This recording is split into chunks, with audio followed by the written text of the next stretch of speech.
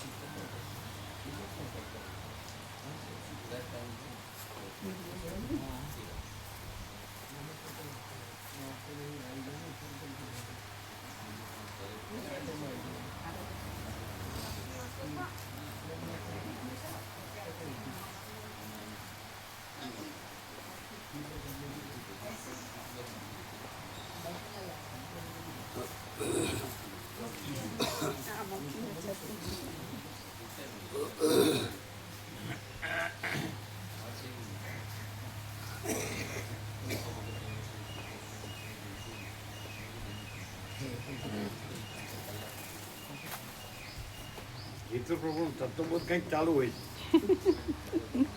કેવું તત્વબોધ? સંપૂર્ણ. ના ના, તમારો તત્વબોધ ચાલુ હોય છે. એ શું કહેતા હોય છે?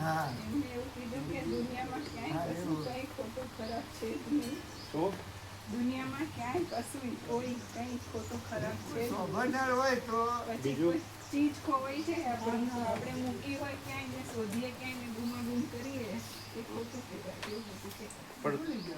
પણ ચિદાકાશ છે કે દુનિયા છે?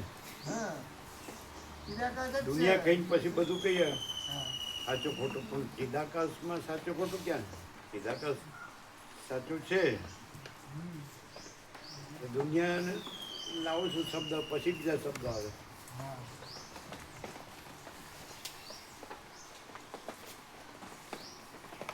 ઓમ બરાબર છે.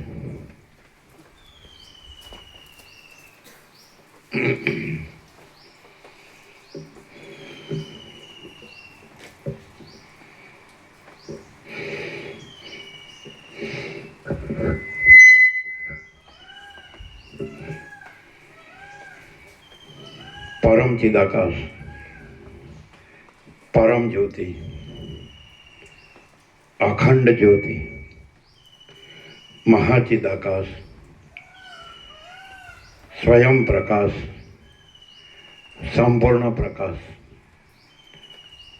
પૂર્ણ બ્રહ્મ, અનંત તેજઘન, અનંત ચિદઘન, પરમાકાશ, કેવલ, અનંત, શુદ્ધ, તેજઘન, પરમાકાશ, અખિલાત્મા, પૂર્ણ બ્રહ્મ, પરમાત્મા, પરમ ચિદાકાશ, પરમ જ્યોતિ, અખંડ જ્યોતિ, અનંત, પૂર્ણ, પરમ ચિદાકાશ, પરમ શાંતિ, સ્વયં સિદ્ધ, स्वयं प्रकाश, स्वयं पूर्ण, स्वस्वरूप, यही सब कुछ है, इसके सिवा कुछ नहीं है. महाचिदाकाश, स्वयं प्रकाश, संपूर्ण प्रकाश, महाचिदाकाश ज्योति, अनंत, अखंड, अभेद, महाचिदाकाश ज्योति, महातत्व, महासामान्य, महाचिदाकाश, स्वसंवेद्य, सहज निर्विकल्प, महाचिदाकाश, परम कैवल्य, परम शांति, परम चिदाकाश, अनंत, पूर्ण, निरपेक्ष सत्य, अनंत, संपूर्ण, अपरिघी, निर्भ्रांत, निरपेक्ष, वशिष्ठ राम, નિર્વાણ ઉત્તરાર્ધ રાઉન્ડ 39મો રાઉન્ડ. હવે આ જે સ્પિરિટ અને આ જે બોલતા હતા એમાં ડિફરન્સ લાગે? આ જે સ્પિરિટ છે એ કોણ પ્રકાશે છે અને આ જે બોલાય છે એ કોણ બોલે? દુનિયા અને આ કાંઈ છે નહીં, સાચું ખોટું ખોવાઈ જાય, એનું કાંઈ ન થતું, એ ક્યાંથી આવે છે અવાજ? આ અવાજ ક્યાંથી આવે? આમ સાચું કેવું એમ એક્ઝેક્ટ કેવું એમ કે રાજે પ્લસ માઇનસ કર્યા વગર તો શું આ મહાજીત આકાશ આ બધું?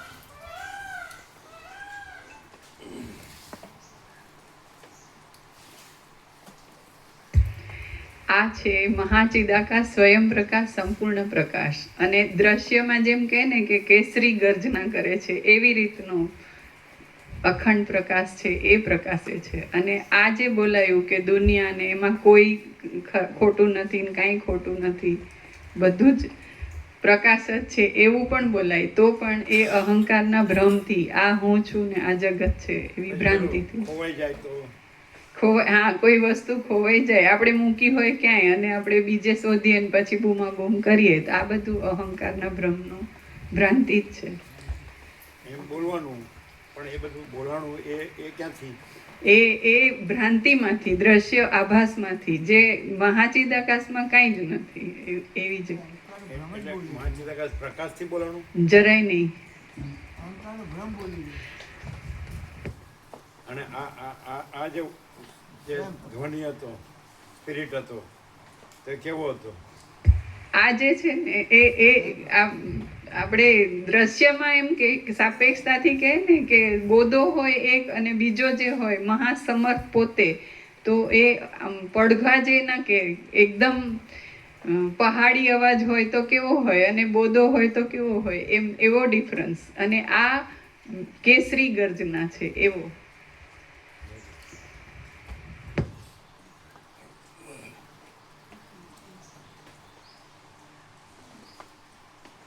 કૃષ્ણની ગર્જનામાં જે છે એ પ્રકાશે છે, આ નથી એવો ભ્રમ પ્રકાશે છે. પછી એ પ્રકાશે છે એનો કહેવાય. આપણે અંધારું પ્રકાશે છે એમ ન કહેવાય, અજ્ઞાન પ્રકાશે છે એમ ન કહેવાય, છે જ નહીં એમ કહેવાય. સૂર્યમાં અંધકાર છે જ નહીં.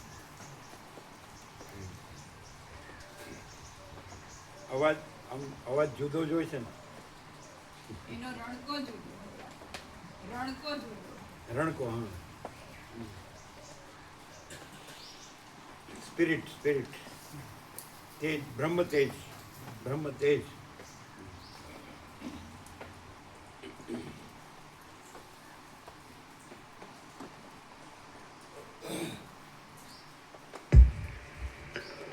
આદ્ય પરબ્રહ્મ સદગુરુ દેવ કી જય. ઓમ શ્રી પરમાત્મને નમઃ. સદગ્રંથોમાં શિરોમણી શ્રી યોગ વાસિષ્ઠ મહારામાયણ, નિર્વાણ પ્રકરણ ઉત્તરાર્ધ, સર્ગ 81મો, પેજ નંબર 1382, 1382, સર્ગ 81મો, રુદ્રરૂપ ભૈરવનું તથા કાળરાત્રિનું વર્ણન. આ 81મા સર્ગમાં પ્રલયકાળમાં નૃત્ય કરતા રુદ્રરૂપ ભૈરવનું વર્ણન આવશે અને તેની છાયારૂપી કાળરાત્રિ કે જે જગતને પોતાના અંગમાં ધારણ કરી નૃત્ય કરે છે તે વિશે પણ વર્ણન કરવામાં આવશે. આ 81મા સર્ગમાં પ્રલયકાળમાં નૃત્ય કરતા રુદ્રરૂપ ભૈરવનું વર્ણન આવશે અને તેની છાયારૂપી કાળરાત્રિ કે જે જગતને પોતાના અંગમાં ધારણ કરી નૃત્ય કરે છે તે વિશે પણ વર્ણન કરવામાં આવશે. એટલે શિવ અને ભૈરવ એક જ? આમાં કીધું કે જે સદાશિવ અને ત્યાં મંદિર બે જુદા હતા. એટલે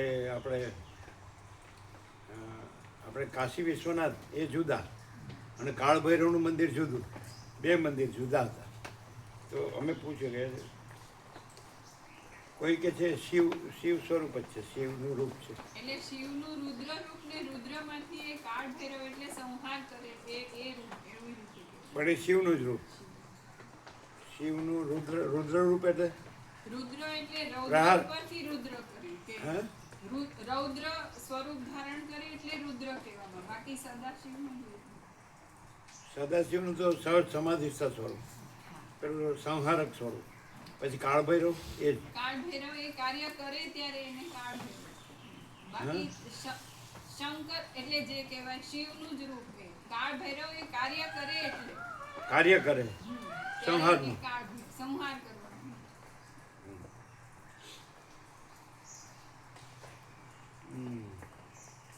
ભક્તિ માર્ગમાં ને ગણ જેમ નંદી એક ગણ છે એમ ભૈરવ એક ગણ છે ના ના ના ભક્તિ માર્ગમાં.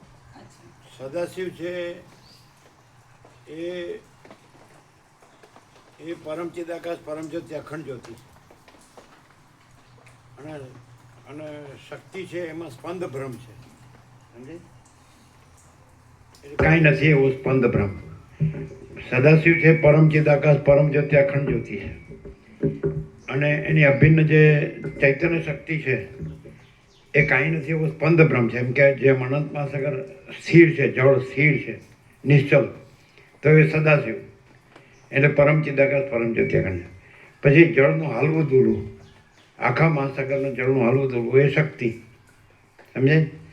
અને એ છે જ મહાસાગર જ, પણ કાંઈ નથી એવું હાલવું દોરવું એટલે સ્પંદ બ્રહ્મ, ચલન બ્રહ્મ. અને એનાથી પછી લહર બ્રહ્મ એટલે સૃષ્ટિ બ્રહ્મ. બધું આવી ગયું. પછી આકાશને આકાશમાં છે જે બધું ભાસે છે તે, પણ એ બધું જ એ મહાસાગર જ છે.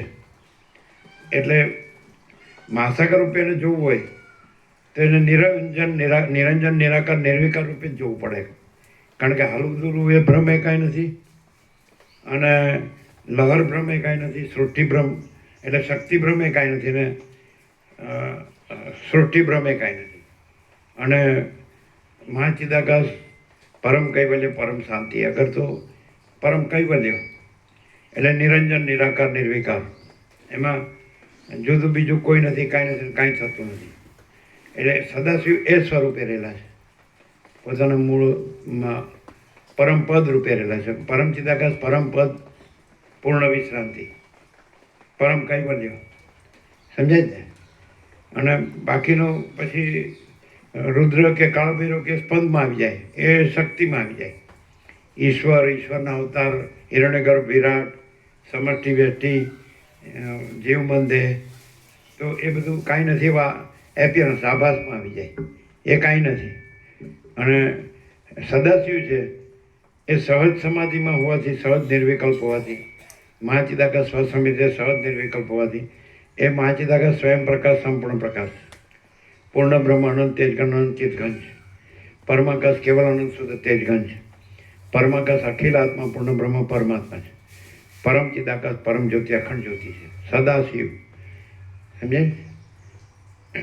જે ચાર જે જીવન મુક્તની જે ભૂમિકા કીધી, જાગ્રત, તુર્યા અને તુર્યાતીતા, તો સદાશિવ મૂળે તુર્યાતીતા છે, સમજાય? પણ એ એપિયરન્સથી તુર્યા અને જાગ્રત એવા ભાસે છે, પણ પોતાના મૂળ સ્વરૂપે તુર્યાતીતા જ છે. પરમ ચિદાકાશ પરમ જ્યોતિ અખંડ જ્યોતિ. એટલે શક્તિ, રુદ્ર અને કાળભૈરવ ને બધો આભાસ છે. આ આકાશ ને એમાં રહેલી બધું અનંત સૂર્યો, અનંત બ્રહ્માંડો, અનંત સૃષ્ટિ સ્થિતિ પ્રલય, અનંત નામરૂપ, અનંત વિવિધતા વિચિત્રતા, એ બધો આભાસ, કાંઈ નહીં એવો આભાસ છે. અને પરમ ચિદાકાશ પરમ જ્યોતિ અખંડ જ્યોતિ, તો એ મહાચિદાકાશ સ્વયં પ્રકાશ, સંપૂર્ણ પ્રકાશ. તો મહાચિદાકાશ જ્યોતિ અનંત અખંડ અભેદ, મહાચિદાકાશ જ્યોતિ મહાતત્વ મહાસામાન્ય, અને મહાચિદાકાશ કૈવલ્ય અણી શુદ્ધ આરપાર, અને કૈવल्य सदा एक रूप, ऑल इज वन. અને મહાચિદાકાશ खुद रहा है, दूसरा नहीं है. મહાચિદાકાશ ऊपर कोई प्रभाव नहीं है. મહાચિદાકાશ આનંદપૂર્ણ સાર્વભૌમ સત્તા, અને મહાચિદાકાશ મહાચક્રવર્તી, મહાસામ્રાજ્ય પણ जो है सो है। माँ चिदाकाश स्वयं सर्व संपूर्ण सर्वस्व એ રીતે છે। માँ ચિદાકાશ સબ કુછ है તો ચિદાકાશ સબ કુછ है એમ લઈએ તો આખો સત્રાક્ષર બરાબર સંપૂર્ણ બને। આપણે એમ કે માँ ચિદાકાશ સબ કુછ है मैं कुछ नहीं, એની બદલે ચિદાકાશ સબ કુછ है તો मैं દ્રશ્ય कुछ नहीं है, તો સત્રાક્ષર થાય ને। ચિદાકાશ સબ कुछ है मैं દ્રશ્ય कुछ, ચિદાકાશ સબ कुछ है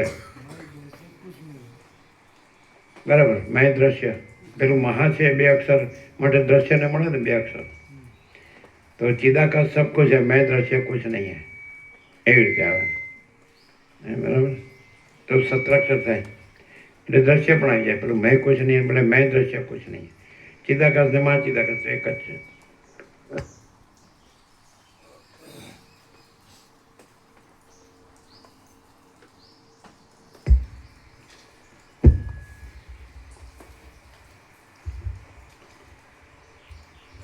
વશિષ્ઠ બોલ્યા, હે રામચંદ્રજી, પછી એ મહાકાશની અંદર પોતાના આકારને પ્રસારી રહેલા, મત્ત બની ગયેલા અને નૃત્ય કરવાને પ્રવૃત્ત થયેલા રુદ્રને મેં જોયા। તે વખતે જાણે આકાશ જ પોતાના વ્યાપકપણાને નહીં છોડતા સાકાર બની ગયું હોય એમ જણાતું હતું। ત્યારે એ રુદ્રની મૂર્તિ ઘનશ્યામ હતી। ત્યારે ફરીથી તે વખતે જાણે આકાશ જ પોતાના વ્યાપકપણાને નહીં છોડતા સાકાર બની ગયું હોય એમ જણાતું હતું। એટલે બધે વ્યાપક જ છે। ત્યારે એ રુદ્રની મૂર્તિ ઘનશ્યામ હતી। દશે દિશાઓને તે પોતાના સ્વરૂપથી પૂરી રહ્યા હતા અને તેમનો આકાર મહાવિશાળ હતો। તે સૂર્ય, ચંદ્ર અને અગ્નિરૂપી નેત્રને ધારણ કરી રહ્યા હતા અને 10 દિશાઓરૂપી ચપળ વસ્ત્ર વડે તે સુશોભિત દેખાતા હતા। તેમનો કાંતિ સમૂહ ઘાટો હતો અને તે ચોતરફ ઘણા લાંબા પ્રદેશ સુધી પથરાઈ રહ્યો હતો। તે જાણે શ્યામ કાંતિને બંધાવાનો સ્તંભ જ હોય તેવા દેખાતા હતા। તેમની દ્રષ્ટિ વડવાગ્નિના જેવી મહાપ્રચંડ જણાતી હતી। તેમનું સ્વરૂપ ચપળ ભુજાઓરૂપી તરંગોના ભારથી પ્રકાશી રહ્યું હતું અને સર્વત્ર એક રસરૂપે ભરપૂર થઈ રહેલા મહાસાગરનું જળ જાણે દેહધારી બની મૂર્તિમાન થઈ રહેલું હોય એવું તે દેખાતું હતું। એ રુદ્રને દીઠા પછી હું પાછો તેમના તરફ જોવા લાગ્યો તો એ રુદ્રના નૃત્યનું અનુકરણ કરી રહેલી એક આકૃતિ મારા જોવામાં આવી। તે આકૃતિ જાણે રુદ્રની છાયા જ હોય એવી દેખાતી હતી। ત્યાં મારા મનમાં શંકા થતી હતી કે સૂર્યો તો હજી ઉગ્યા નથી, છતાં આવા ઘાટા અંધારામાં આકાશની અંદર આ છાયા કેવી રીતે રહી શકે? આમ હું તે સંબંધમાં વિચાર કરતો હતો એટલામાં તો એ છાયા રુદ્રની પાસે નૃત્ય કરવા લાગી। તેનો વિસ્તાર ઘણો લાંબો હતો। તેના 3 નેત્ર સુશોભિત દેખાતા હતા। તેનો રંગ કાળો હતો। તેનું શરીર કૃશ દેખાતું હતું। તેના અંગમાં ચારે તરફ નસો ઉપસી આવી હતી અને તેનું અંગ શિથિલ થઈ ગયું હતું। તેનો આકાર બહુ વિસ્તારવાળો હતો। તેનું મુખ જ્વાળાઓથી વ્યાકુળ જણાતું હતું અને તે વનની સમૃદ્ધિની પેઠે પુષ્પ પલ્લવ આદિથી સુશોભિત એવા મુકુટને ધારણ કરી રહી હતી। ભેદાયેલા અંજનના જેવા ઘાટા અંધકારથી તે શ્યામ દેખાતી હતી। જાણે રાત્રિ જ પોતે આકૃતિવાળી થઈ ગઈ હોય। જાણે અંધકારની શોભાએ જ દેહને ધારણ કરી લીધો હોય। અરે, આકાશની શોભા જ જાણે સાકાર થઈ આવી ઊભી હોય એવી તે જણાતી હતી। તે ઘણી જ લાંબી હતી। તેનું મુખ મહાભયાનક દેખાતું હતું અને જાણે આકાશને માપી લેવા તૈયાર થઈ રહી હોય એવી તે લાગતી હતી। લાંબા ગોઠણ અને હાથની ફેરવણીથી તે જાણે દિશાઓના મુખને માપવા ઈચ્છતી હોય એમ દેખાતું હતું। જાણે ઘણા ઉપવાસો કર્યા હોય તેમ તે બહુ કૃશ જણાતી હતી। તેનું મહાવિશાળ શરીર ચારે બાજુ ખાડાવાળું દેખાતું હતું। કાજળના જેવો મહાશ્યામ તેનો વર્ણ હતો અને તે પવનના ઝપાટાથી આકુળ વ્યાકુળ થઈ રહેલી મેઘમાળાના જેવી દેખાતી હતી. તે બહુ લાંબી હતી અને કૃશ હતી. આથી તે જ્યારે સ્થિર ઊભી રહેવા અશક્ત જણાઈ ત્યારે વિધાતાએ તેને દ્રઢ રહેવા માટે નશોરૂપી રેસાઓથી સાંકળી લીધી હોય એમ જણાતું હતું. તે એટલી બધી લાંબી હતી કે તેના મસ્તકથી માંડી ઠેઠ પગના નખ સુધીનું તેનું આખું શરીર મેં ઘણા લાંબા કાળ સુધી નીચે ઊંચે જઈ ઘણો પ્રયત્ન કર્યો ત્યારે જ માંડ જોવામાં આવ્યું. ઠેઠ મૂળથી માંડી શાખાના અગ્રભાગ સુધી સૂત્ર વડે વીંટાયેલી જાણે કાંટાવાળી જમીન હોય તેમ એ છાયાનો મસ્તકથી માંડી પગના નખ સુધીના બધા અવયવોનો સમૂહ નસોના સમૂહથી અને આંતરડારૂપી વીણાઓ વડે ગૂંથાયેલો હતો. નાના પ્રકારના રંગવાળા સૂર્ય આદિ દેવતાઓના અને દાનવોના મસ્તકોરૂપી કમળોના સમૂહોની કંઠમાં રહેલી માળાથી તે સુશોભિત હતી. તે નિર્મળ પ્રકાશવાળા પવનથી પ્રદીપ્ત થઈ રહેલા અગ્નિરૂપી વસ્ત્રને ધારણ કરી રહી હતી. તેના લાંબા કાનમાં સર્પો લટકતા હતા અને તેણે મનુષ્યના શબરૂપી કુંડળ પહેર્યા હતા. તેના સ્તન સુકાયેલ તુંબડીના વેલાની પેઠે મોટી ગાંઠોવાળા હતા. લાંબા હતા, ચપળ હતા અને શ્યામ હતા.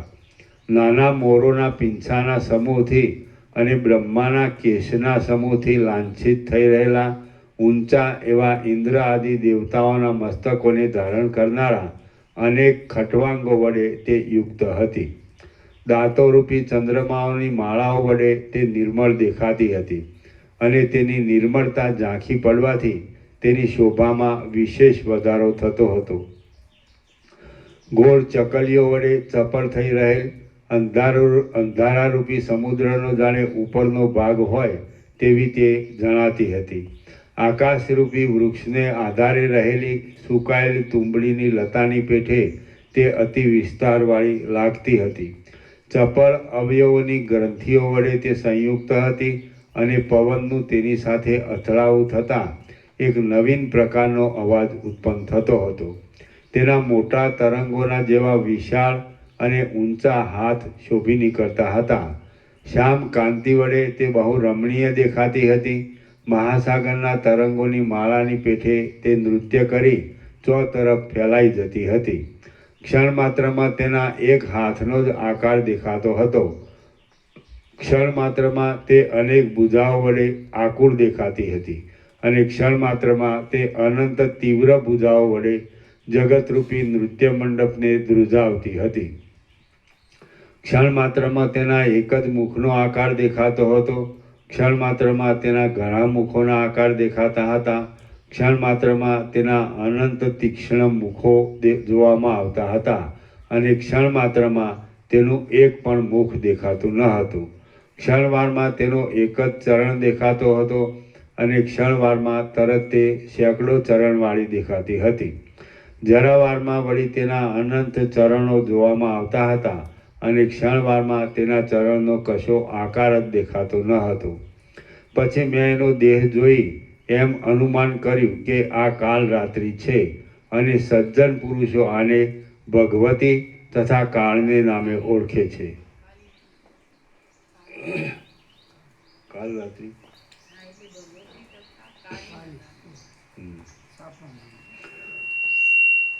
પછી મેં એનો દેહ જોઈ એમ અનુમાન કર્યું કે આ કાલ રાત્રિ છે અને સજ્જન પુરુષો આને ભગવતી તથા કાલીને નામે ઓળખે છે.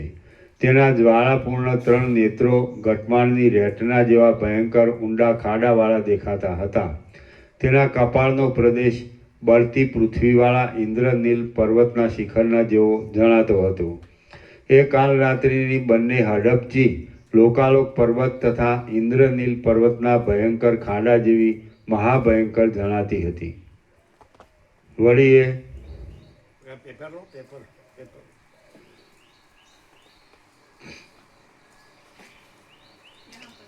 ચાલો पेपर છે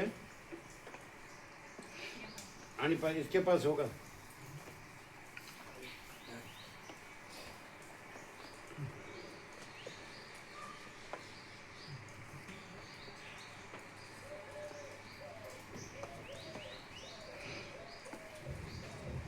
ज्ञान छोड़ने का नहीं है।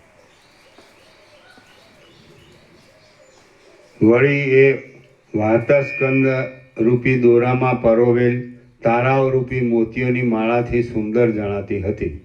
નગરના ઇન્દ્રનીલ પર્વતના જેવા ઊંચા બહારના દરવાજામાં નગરના ઇન્દ્રનીલ પર્વતના જેવા ઊંચા બહારના દરવાજામાં પદ્મરાગ આદિ મણિઓની કાંતિથી રંગાયેલા અને અંદરના ભાગમાં સ્થિરતાથી રહેલા કાચના પર્વત જેવા દેખાતા ભગ નામના ભયંકર કાગડાને તે ધારણ કરી રહી હતી. નૃત્ય કર્યા કરતી બુધાવરૂપી લતાના પુષ્પોથી અને નખોરૂપી ધોળા વાદળાના મંડળોથી તે જાણે આકાશની અંદર પૂર્ણ કળાવાળા સેંકડો ચંદ્રમાઓને ભમાવતી હોય એવું જણાતું હતું. તેના હાથો પ્રલયકાળના મેઘની જેમ હાથી અને પ્રાણીઓમાંથી થનારા મોતીઓના જેવા ઝબકારા મારતી અને પ્રલય સમયે નીચે આવી પડતી તારાઓની પંક્તિઓની પેઠે પ્રકાશવાળી નખની પંક્તિઓની મહાતેજવાળી કાંતિને ચોધારી રીતે વરસાવતા હતા અને ચો બાજુ ભમ્યા કરતા હતા.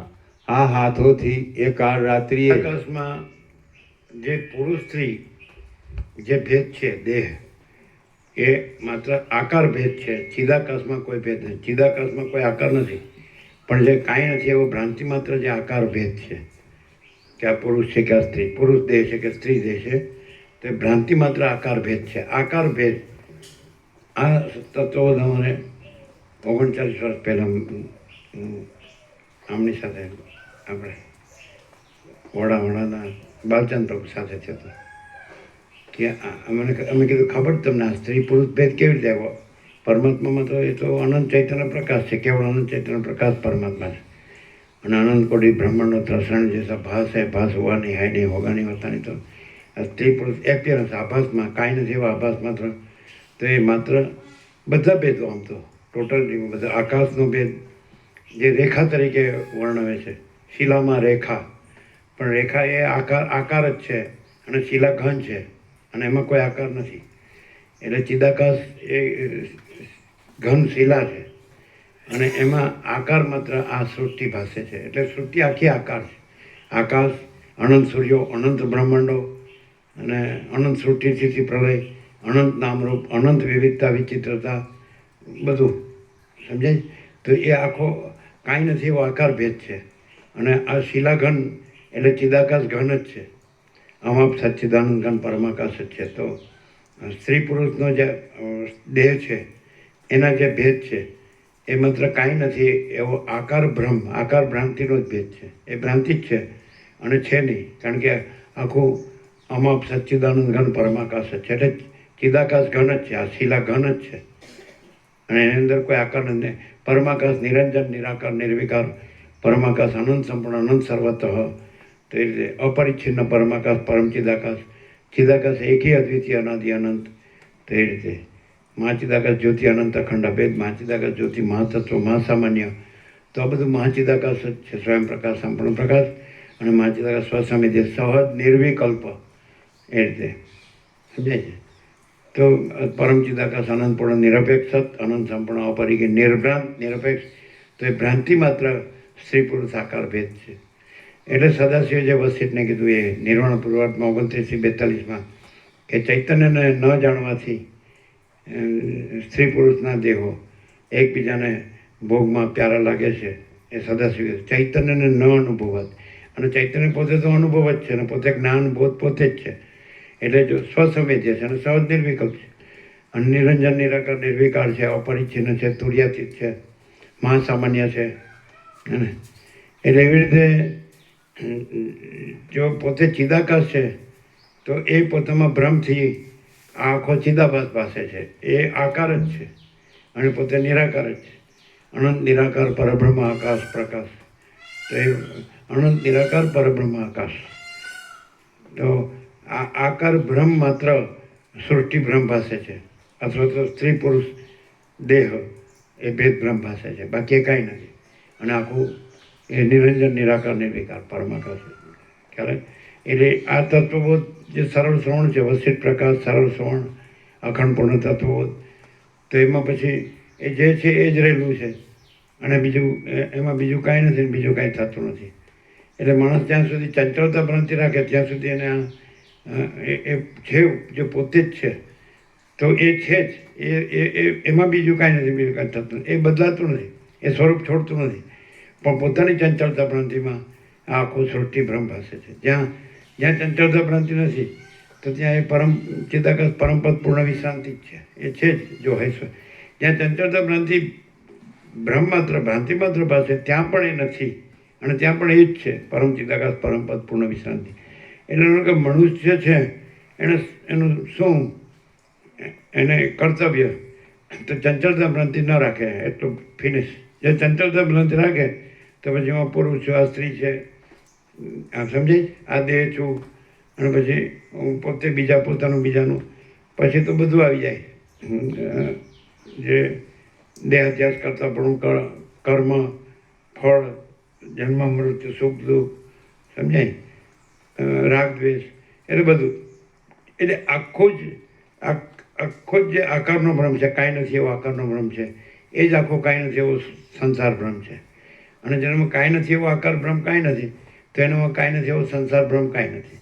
અને પોતે જ એમ કે હું પરમ ચિદાકાશ પરમપદ પૂર્ણ વિશ્રાંતિ છું, સાચો હું અને ખોટો હું છે જ નહીં. ખોટો હું નહીં, પણ આખી સૃષ્ટિ, અનંત આકાશ, અનંત સૂર્યો, અનંત બ્રહ્માંડો, અનંત ઉત્પત્તિ સ્થિતિ લય, અનંત નામરૂપ, અનંત વિવિધતા વિચિત્ર, કશું જ નથી, કાંઈ આવતું નથી, કાંઈ રહેતું નથી, કાંઈ જતું નથી. અને એ જ છે નિશ્ચલ. એટલે રમણે કીધું be still and you are God. નિશ્ચલ રહો અને તમે પરમાત્મા છો. અને જ્યાં અહંકાર નથી હોતો ત્યાં પરમાત્મા સ્વયં પ્રકાશે છે, રમણ કહે. તો એ આ છે. આજે તમે સાંભળી રહ્યા છો તો અહંકાર નથી અને પરમાત્મા સ્વયં પ્રકાશે છે. સ્વયં મા ચિદાકાશ આખો એકલો પ્રકાશે છે, આખો અનંત એક જ મા ચૈતન્ય પ્રકાશે, એ આ. અને એની ખાતરી કોઈ એમ કે જો એ વિચારવાણી શબ્દાર્થની ભ્રાંતિ રાખે તો એમ કે આ તો કોઈ બી બોલી શકે, તો એ સ્પિરિટ ત્યાં ન હોય. એ જે બ્રહ્મ તેજ છે, બ્રહ્મ જ્યોતિ છે, જે અખંડ, તો એ અખંડ અને અનંત અને અખંડ અને પરમ, એ જે બ્રહ્મ જ્યોતિ કે બ્રહ્મ તેજ છે, તો એમાં બીજું કાંઈ ન હોય. હું ન હોય ને જગત એ ન હોય, ભેદાભેદ ન હોય, કોઈ ભેદાભેદ ન હોય. સમષ્ટિ વ્યષ્ટિના, ઈશ્વર હિરણ્યગર્ભ વિરાટના, જીવ મન દેહના, એ કારણકારીના, માયાકાશ ચિત્તાકાશ ભૂતાકાશ કાંઈ નથી અને કાંઈ થતું નથી. અને અખંડ સમજાય છે ને, એ છે પરમ ચિદાકાશ પરમ જ્યોતિ અખંડ જ્યોતિ. તો હું પરમ ચિદાકાશ પરમ જ્યોતિ અખંડ જ્યોતિ છું.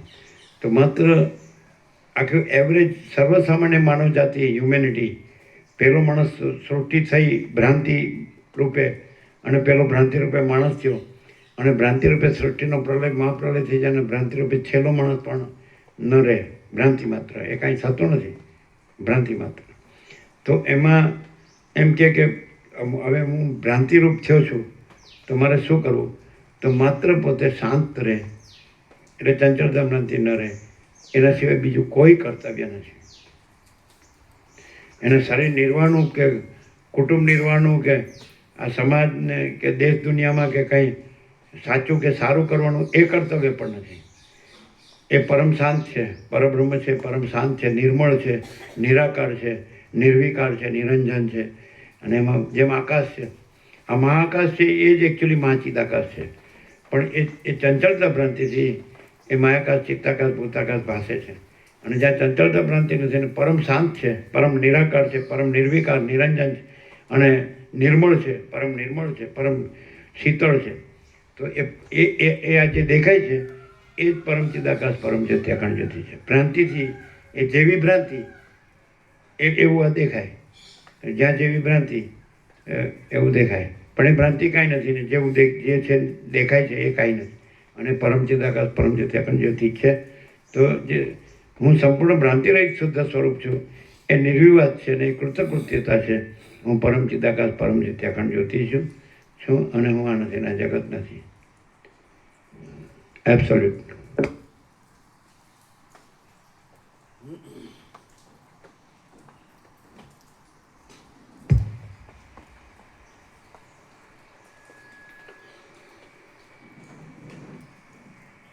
કાળા મહાભયંકર આકારવાળા નખોરૂપી પુષ્પો વડે સુશોભિત એવી આંગળીઓરૂપી વેલોના સમૂહને ધારણ કરી રહેલા અને તરફ ભમનારા પોતાના હાથરૂપી વૃક્ષ એક વડે માણસે કોઈ નવા ભગવાન થવાનું નથી, નવા અવતાર થવાનું નથી, નવી વિશ્વ વિભૂતિ થવાનું નથી, નવા જગતગુરુ થવાનું નથી.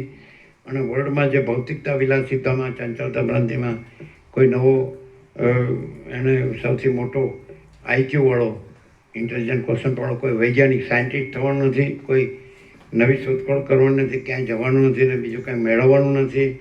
એને કોઈ આ પૃથ્વીમાં મહાસત્તા ગણાતી હોય મોટો દેશ છે, ધનાઢ્ય અથવા બહુ અસ્ત્ર શસ્ત્રવાળો, તો એ પણ એનો પ્રેસિડેન્ટે થવાનો નથી. એને કાંઈ થવાનું નથી, એને કાંઈ કરવાનું નથી કે હું આ બધાને હું આખા જગતનો રાજા થઈ જાઉં અને આખા જગતના બધા લોકોને સુખી કરી દઉં. એ કાંઈ કરવાનું નથી, કાંઈ છે જ નહીં, કાંઈ થતું જ નથી. અને માત્ર એ પોતામાં જ જે ચિદાકાશ છે, તો એ સ્વસંવેદ્ય અને સહજ નિર્વિકલ્પ છે. મહાચિદાકાશ પોતે જ અંદર મહાચિદાકાશ સ્વસંવેદ્ય સહજ નિર્વિકલ્પ છે. ત્યાંથી એ પોતે જ છે ને પોતામાં હું ને જગત બીજું કોઈ ભ્રમ કાંઈ નથી. બસ એટલું જ પોતે ક્લિયર રહે. એટલે એ ચંચળતા ભ્રાંતિ છે. હું ને જગત એ કાંઈ નથી. અને પોતે જ પરમ ચિદાકાશ પરમપદ પૂર્ણ વિશ્રાંતિ છે. અને પરમ ચિદાકાશ પરમ જ્યોતિ અખંડ જ્યોતિ છે. અને પરમ ચિદાકાશ સચ્ચા ચોખ્ખા ખુલ્લા હરપાસ જો હૈ સો હૈ એબ્સોલ્યુટ. એટલે આ શબ્દો નથી પણ આ પ્રકાશ છે ને એ પ્રકાશ છે એ જ પરમ ચિદાકાશ પરમ જ્યોતિ અખંડ જ્યોતિ છે. એમાં હું આ જગત એટલે વિચારવાની શબ્દ જ નથી. પરાપશ્યંથી મધ્યમાં વૈખરી નથી. એટલે શિવ શક્તિ એવા ભેદ પણ નથી. એ પણ સાપેક્ષતાથી કીધા છે. હું પરમ ચિદાકાશ આનંદપૂર્ણ નિરપેક્ષ સત છું. હું અનંત સંપૂર્ણ અપરિગી નિર્ભ્રાંત નિરપેક્ષ છું. તો પછી એમાં શિવ શક્તિ પણ નથી. એટલે હું આરોપથી સહજ નિર્વિકલ્પ સમાધિથી હું શિવ છું. અને પછી સ્પંદ ભ્રાંતિથી કાંઈ નથી. સ્પંદ ભ્રાંતિથી હું શક્તિ છું અને સૃષ્ટિથી પ્રલય આકારે ભાસું છું. તો એ કાંઈ નથી. એટલે હું સહજ નિર્વિકલ્પ સદાશિવ છું એ પણ નથી. અને હું કાંઈ નથી એવી જે વૈકલ્પિક જે ભ્રાંતિ માત્ર એવી શક્તિ કે સૃષ્ટિથી પ્રલય એ કાંઈ નથી. અને હું પરમ ચિદાકાશ પરમ જ્યોતિ અખંડ જ્યોતિ છું. એટલે શિવ શક્તિ પણ નથી. સમજે?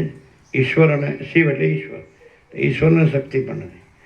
એટલે એ પણ વસિત સિવાય ક્યાંય ક્લિયર નથી. વસિત પ્રકાર એમ કે ઈશ્વર પણ અવિદ્યા છે એમ.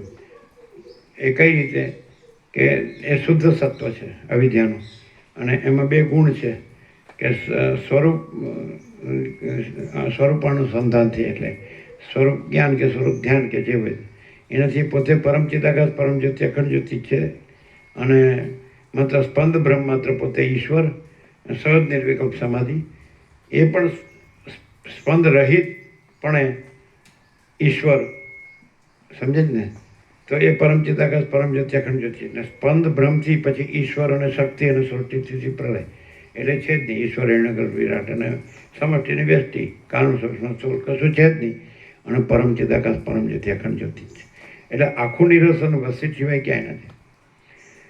ઈશ્વરને પણ માયાની કલ્પના જ કીધું છે. અને માયાની કલ્પના નથી એટલે પરમ ચિદાકાશ પરમ જ્યોતિ અખંડ જ્યોતિ જ છે. તો કોઈ પણ માણસ છે ભ્રમ થયો હોય, કાંઈ નથી એવો ભ્રમ થયો હોય, તો એ પોતે એ પરમ શાંત છે. પોતે પોતામાં જ એમ પોતાથી જ પોતામાં પરમ શાંત રહે તો પોતે જ પરમ ચિદાકાશ પરમ જ્યોતિ અખંડ જ્યોતિ છે. ડાયરેક્ટ નો ઇમિડિયેટ 0 નો કોમ્પ્રોમાઇઝ.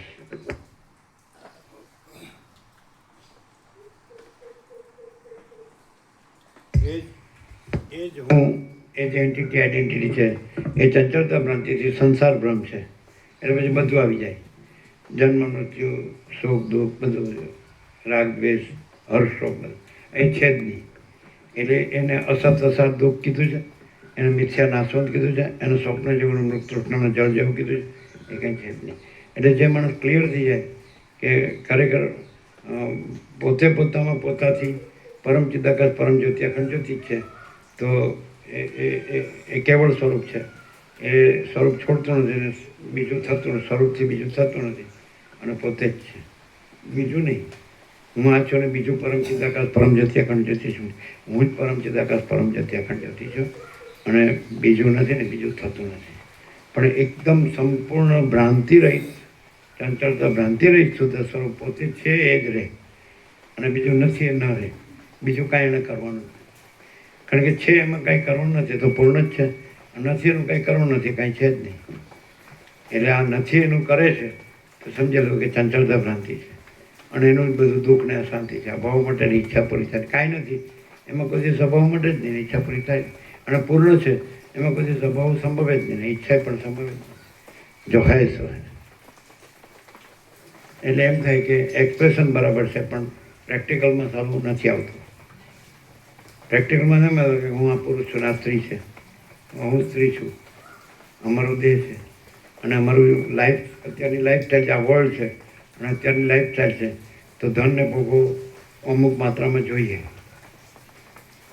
આ શા માટે આપણો દેહ છે, અને શા માટે આપણો ભલે ગમે તે પંચભૂત હોય કે રસ રક્ત માંસ મેં દસ્તી મજા શુક્ર હોય, ભલે ગમે તે કર્મેન્દ્રિય જ્ઞાનેન્દ્રિય હોય કે ભલે ગમે તે મન બુદ્ધિ ચિત્તાંકાર હોય, 5 કર્મેન્દ્રિય 5 જ્ઞાનેન્દ્રિય, ભલે 5 પ્રાણ હોય કે ભલે પ્રકૃતિ સત્વરતમ હોય કે ભલે ચિદાભાસ હોય, અમૃત જીવ હોય, અને ભલે સાક્ષી હોય, પણ એટલે સુધી ત્યાંથી તો આપણે જેટલે હોય ચંચળતા ભ્રાંતિમાં તો એનું નિર્વાહ એમ, અને જે લાઈફસ્ટાઈલ જે દેશકાળ પ્રમાણે જ્યાં જે અત્યારે જે હોય, આગલા દેશકાળ અમે જોઈએ કે આગલા 2-3 પેઢીનો દેશકાળ પાત્ર અલગ જ હતા.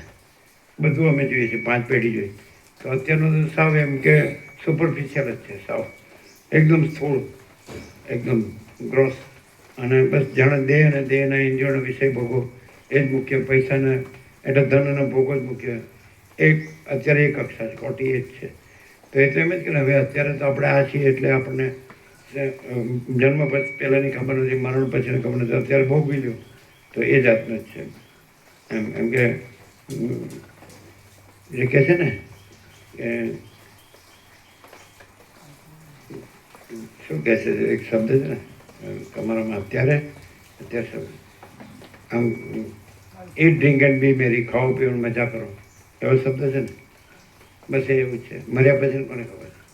એટલે ભલે ગમે તે થાય, ડૉક્ટર ના પડે તો આપણે તો ટેસ્ટ અને મજા આવે છે ને એમ. અત્યારની કક્ષા એ છે, અને બધા દુઃખી થઈને મરી જાય. અમે કાલે જોઈતા પ્રભુ જોયા, જોઈતા હાથી બાપુપુરા, સંપૂર્ણ ભગવાનના માણસ, એટલે એકદમ બેડ રેસ્ટ છે, ખાઈ પીએ છે, વિશ્રામ કરે, પણ હાથ પકડીને આમ એ કર્યું, 2-3 વાર છોડતા નહોતા, અને આંખ ખુલ્લી આમ જો ઓળખી શકે જય પ્રભુ કે આમ ધીમેથી એમ. હું તમે પરમાત્મા છો, તમને કાંઈ થયું નથી, તમે દેહ નથી, તમે અજરામાં અખંડ અવિનાશી છો, અખંડ સચ્ચિદાનંદ છો. પછી ઈશારો કર્યો કે સ્વામીજીને આપજો બધું એમ, એટલે ફળને એ લોકો એના ચિરંજીવ બધા હતા, એટલે પહેલાંથી યાદ કરતા હતા મારે જય પ્રભુ એમ કે દર્શન કરવા. ફર્સ્ટ ટાઈમ અમે બદપુરા ગયા એટલે નહોતા ગયા કે મોડું થાય. આ વખતે માતા વિશા પ્રભુએ આગ્રહ કર્યો એટલે બળદેવ વિશાલને સાથે આવ્યા, રમણ એમનું રમકડું પાછળ રાખ્યું, એટલે સારે બેસી નજીક જ હતો. હમણાં ટર્ન મારવાનો હતો, નજીકથી જ હતું ઘરે. એનું ઘર બદલ્યું છે. પહેલાં મેં પ્રસાદ લેવા ગયા બીજું હતું બાપુપુરા. બાપુપુરા નહીં, આ તો એ ગાંધીનગર છે. એટલે અમારે ટર્ન લેવાનું હતું અહીંયા આવવાનું, તો એની નજીક હતું. બીજું ઘર છે, પહેલાં પ્રસાદ લેવા ગયા બીજું. સંપૂર્ણ ભગવાનના માણસ, આમ ભલા માણસ, આમ કાંઈ ખોટું નહીં કરવાનું, અને ગામનું સારું જ કરવાનું. ગામ ને સમાજ બધું, સમાજમાં પણ એમનું સ્થાન હતું. હવે અત્યારે બેડ રેસ્ટ છે. એટલે કંઈક એમ કીધું એના ચિરંજીવે કે સમાજનું ક્યાંક બાજુમાં જ સમાજનું પેલું હતું ને સંમેલન, એમાં ગોળી લેવાની રહી ગઈ હતી, એટલે બ્રેન સ્ટ્રોક આવ્યો, પણ બચી ગયા. ડૉક્ટર કે બચી ન શકે, પણ હેમરેજ એ બ્રેનમાં ઓપરેશન કર્યું, એટલે એ રહ્યા ખરા. આમ જોવે છે, ઓળખી શકે, સામાન્ય અવાજ નીકળે એમ કે પ્રભુ તો એકદમ, અને જોવે એટલે ઓળખે, પકડ્યો બરોબર પકડ્યા એવું. અને વચનામૃત આપ્યા આખા ગામમાં, લ્યો ભગવાનનો પ્રસાદ છે, લ્યો પહેલાં આવતા હોય કે ન આવતા હોય વાંચતા કે રાખો લ્યો તો આખા ગામને આપે. એટલે રવિ પ્રભુ આપતા હતા તો થોડાક જ જણ લે, તમે આપો છો તો થોડાક જ જણ લે, અને એ જોઈતા પ્રભુ આખા ગામને આપે. અને આવતા હતા તો એ આરપીપીઆઈ અને 4 જણા આવતા એ લોકો. હા, બગા પ્રભુ નહીં, પણ પેલા એના વેવાય, આરપીપીઆઈના વેવાય અમર પ્રભુની બેબી છે ત્યાં. હા, શેતા પ્રભુ એ ડ્રાઈવર હતા ને મિનિસ્ટરના, એ છાલાના નહીં, છાલાના છે ને એ 3 અને ચોથા 4 જણા. મણિપ્રભુ આવતા, પામોલના શિક્ષક, એ મામાભાઈના ભાઈ થાય આરપીપીઆઈને બી, એ આવતા. ભગા પ્રભુ નહોતા આવતા, એમની સાથે આ 4 આવતા. અને એટલે જોઈતા પ્રભુ તો આમ સંપૂર્ણ ભગવાનના માણસ, જેવા આપણે ઠાકોર પ્રભુ હતા ને સંપૂર્ણ ભગવાનના માણસ. પછી આપણે આજુની બાજુમાં દેલવાડાના તુલસી પ્રભુ સંપૂર્ણ ભગવાનના માણસ, ગાંધીવાદી આચાર્ય હતા, પ્રિન્સિપાલ, એણે ખૂબ લાભ લીધો. એટલે આવા તો એકદમ રેર. જોઈતા પ્રભુ નિકોરા આયા ને પ્રભુ, જોઈતા પ્રભુ નિકોરા આયા એટલે પ્રભુ કી કે જોઈતા હતા ને આવી ગયા. અમે હતા એ વખત જોઈતા જોઈતા હતા ને આવી ગયા. હમ, એવું કહ્યું હતું. એ તો બધે આવતા હતા. આ 4 જણનો તો મણિપ્રભુ ખરા, એ હાઈસ્કૂલમાં જ હતા શિક્ષક, વિજાપુર. એટલે કરોડો આવી ગયા, અતિશયોક્તિ નથી ને, પણ આવા પણ આવી ગયા સંપૂર્ણ ભગવાનના માણસ. સમજે? હવે એનું લોકો ન લે, એને ગણે જ નહીં છે, બરાબર છે, પવિત્ર છે, સરળ છે, સીધા સાદા છે, સાચા છે, એવું જ બોલે, પોતે એમાંથી ન લે કાંઈ. કોઈ સાચો સારો માણસ હોય, સીધો સાદો માણસ હોય, આમ સંપૂર્ણ ભગવાનનો માણસ હોય, સંપૂર્ણ સાચો હોય, તો એમ બોલે બધું કે ભાઈ આ ભગવાનનો માણસ છે, સાચો છે, ખોટું કરતો નથી, ખોટું લેતો નથી, એટલું બોલે, પણ એવું લે નહીં પોતે કોઈ. સાચું જોવામાં આવે છે, સમજે? એ રીતે ભગવાન સાચા રૂપે પણ પ્રગટે છે, ખોટું રૂપ તો ઘણું છે. એ અજ્ઞાનનું રૂપ છે, એ ભગવાનનું રૂપ છે. આ જ્ઞાનનું રૂપ, પ્રકાશનું રૂપ છે. પણ પ્રકાશનું રૂપ ઓળખે કરો, પેલો અંધકારના રૂપ વાળો હોય, અજ્ઞાનના રૂપ વાળો હોય, પ્રકાશ રૂપને ઓળખે કરો, પણ એ પાછો અજ્ઞાન રૂપ જ રહે પાછો. એમ ન થાય કે હું આવો રહું, એવું બધા એવા કોક જ હોય. એ કે અમારો અધ્યાસ છે, અમે રહી શકતા નથી, અને એમાં જ કોઈ પોલિટિક્સ ને, કોઈ ધંધા ને, કોઈ પૈસા ને, કોઈ માયા ને, માયા ભોગ, વાસના, ભ્રાંતિ ને, મોહ ને, આમ કે આ સાચો માણસ છે, એમ કે આ ભગવાનનો માણસ, આ સાચો માણસ, એ ખોટું કોઈનું લે નહીં, ખોટું કરે નહીં, એમ કે તો પોતે કરતો હોય જ કરે. આવું વધારે. અને આ પ્રકાશ એવો છે, એટલે એવું લાગે કે એની પ્રેરણા હોય, જેને માચીદાકાશ બોલાવે એ જ અહીંયા આવે, એ ટાઈપનું છે. આના ટોળા ન હોય, ટોળા તો ઘેટા બકરાના હોય. એ બધા એ ગુરુ કથા કે ઉપદેશક એવા, અને બધા ટોળા ભેગા થાય એવા બધું. મ્યુચ્યુઅલ એડમાયરિંગ સોસાયટી, પરસ્પર ખુશામત સમાન, શ્રીમાએ કીધું એવું. હવે આમાં આવે ને પછી એવો ને એવો રહેતો તો એનું તો કાંઈ નાગર પ્રભુ કે છે એવું થાય તો અહીં જ થાય, ન થાય ક્યાંય ન થાય, છે ને? રામપુરા નાગર પ્રભુ વાલું બ્રહ્મપુરીની પાસે જ છે રામપુરા.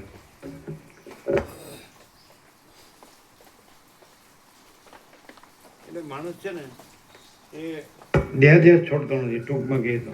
અને દેહાધ્યાસ કાંઈ નથી એવી ખબર પડે તો પોતે જ પરમચિદાકાશ પરમ છે ત્યાં જ્યોતિ છે, એ કાંઈ બીજું નથી. અને દેહાધ્યાસ એ બીજો નથી, એ કાંઈ છે જ નહીં, થતો જ નથી, છે જ નહીં. પણ એ ભ્રાંતિ છોડતો જ નથી, સંચાલતો નથી. હું પુરુષ છું, હું સ્ત્રી છું, આમ જ ચાલુ રહે. હવે સ્ત્રી પુરુષ આકાર ભ્રાંતિ કાંઈ નથી એવી આકાર ભ્રાંતિના ભેદ છે સ્ત્રી પુરુષ દેહના, અને કાંઈ નથી એવી આકાર ભ્રાંતિ કાંઈ નથી, એટલે સ્ત્રી પુરુષના દેહ કાંઈ નથી, અને પરમચિદાકાશ પરમ છે ત્યાં અખંડ વ્યક્તિ. એટલે બાલચંદ પ્રભુએ પૂછ્યું, અમે કીધું તમને ખબર છે કેમ આ સ્ત્રી પુરુષના ભેદ ક્યાંથી થયા, કેવી થયા? એટલે ખાલી કાંઈ નથી એ આકાર ભ્રાંતિ નથી. હવે એ ભ્રાંતિ ચાલુ રાખે, એટલે પછી એનું બધું જ આવે પછી સમજાય ઉપાડીને ફરો બધું અને મરો પછી દુઃખી થઈને.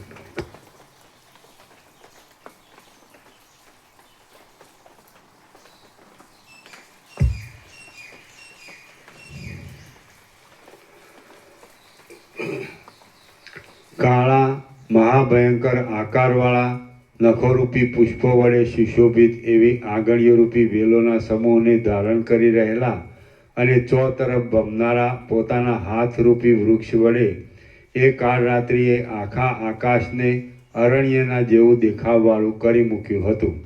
ચોતરફ ચાલ્યા કરતા પોતાની જંઘાના ભાગથી એ કાળ રાત્રિ બળી ગયેલા મોટા વનોવાળી તથા અવશેષ રહેલા તમાલ તાલ આદિ વૃક્ષોથી ઊંચી દેખાતી ભયંકર ભૂમિનું અનુકરણ કરતી હતી.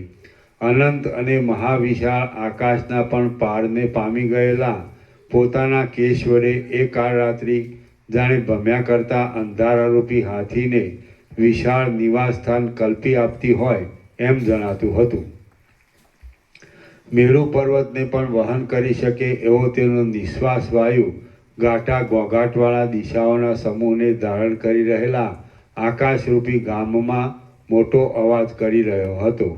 તે ગાંઠા પવનના સુસવાટાથી વિષની પેઠે શ્રવણ થતાં મોહને લીધે મૂર્છિત કરી દેનારા ગાનને ગાતો હોય એવો દેખાતો હતો. આજે પેલો સરસ્વતીનો મકાઈ પ્રકાશ લઈ આવજો. હા, આજે હવે પેલું પૂરું થઈ ગયું છે. કીધું તો જયરામ પ્રભુ કીધું. એને શું કીધું? બપોર સુધી મોકલી દો કીધું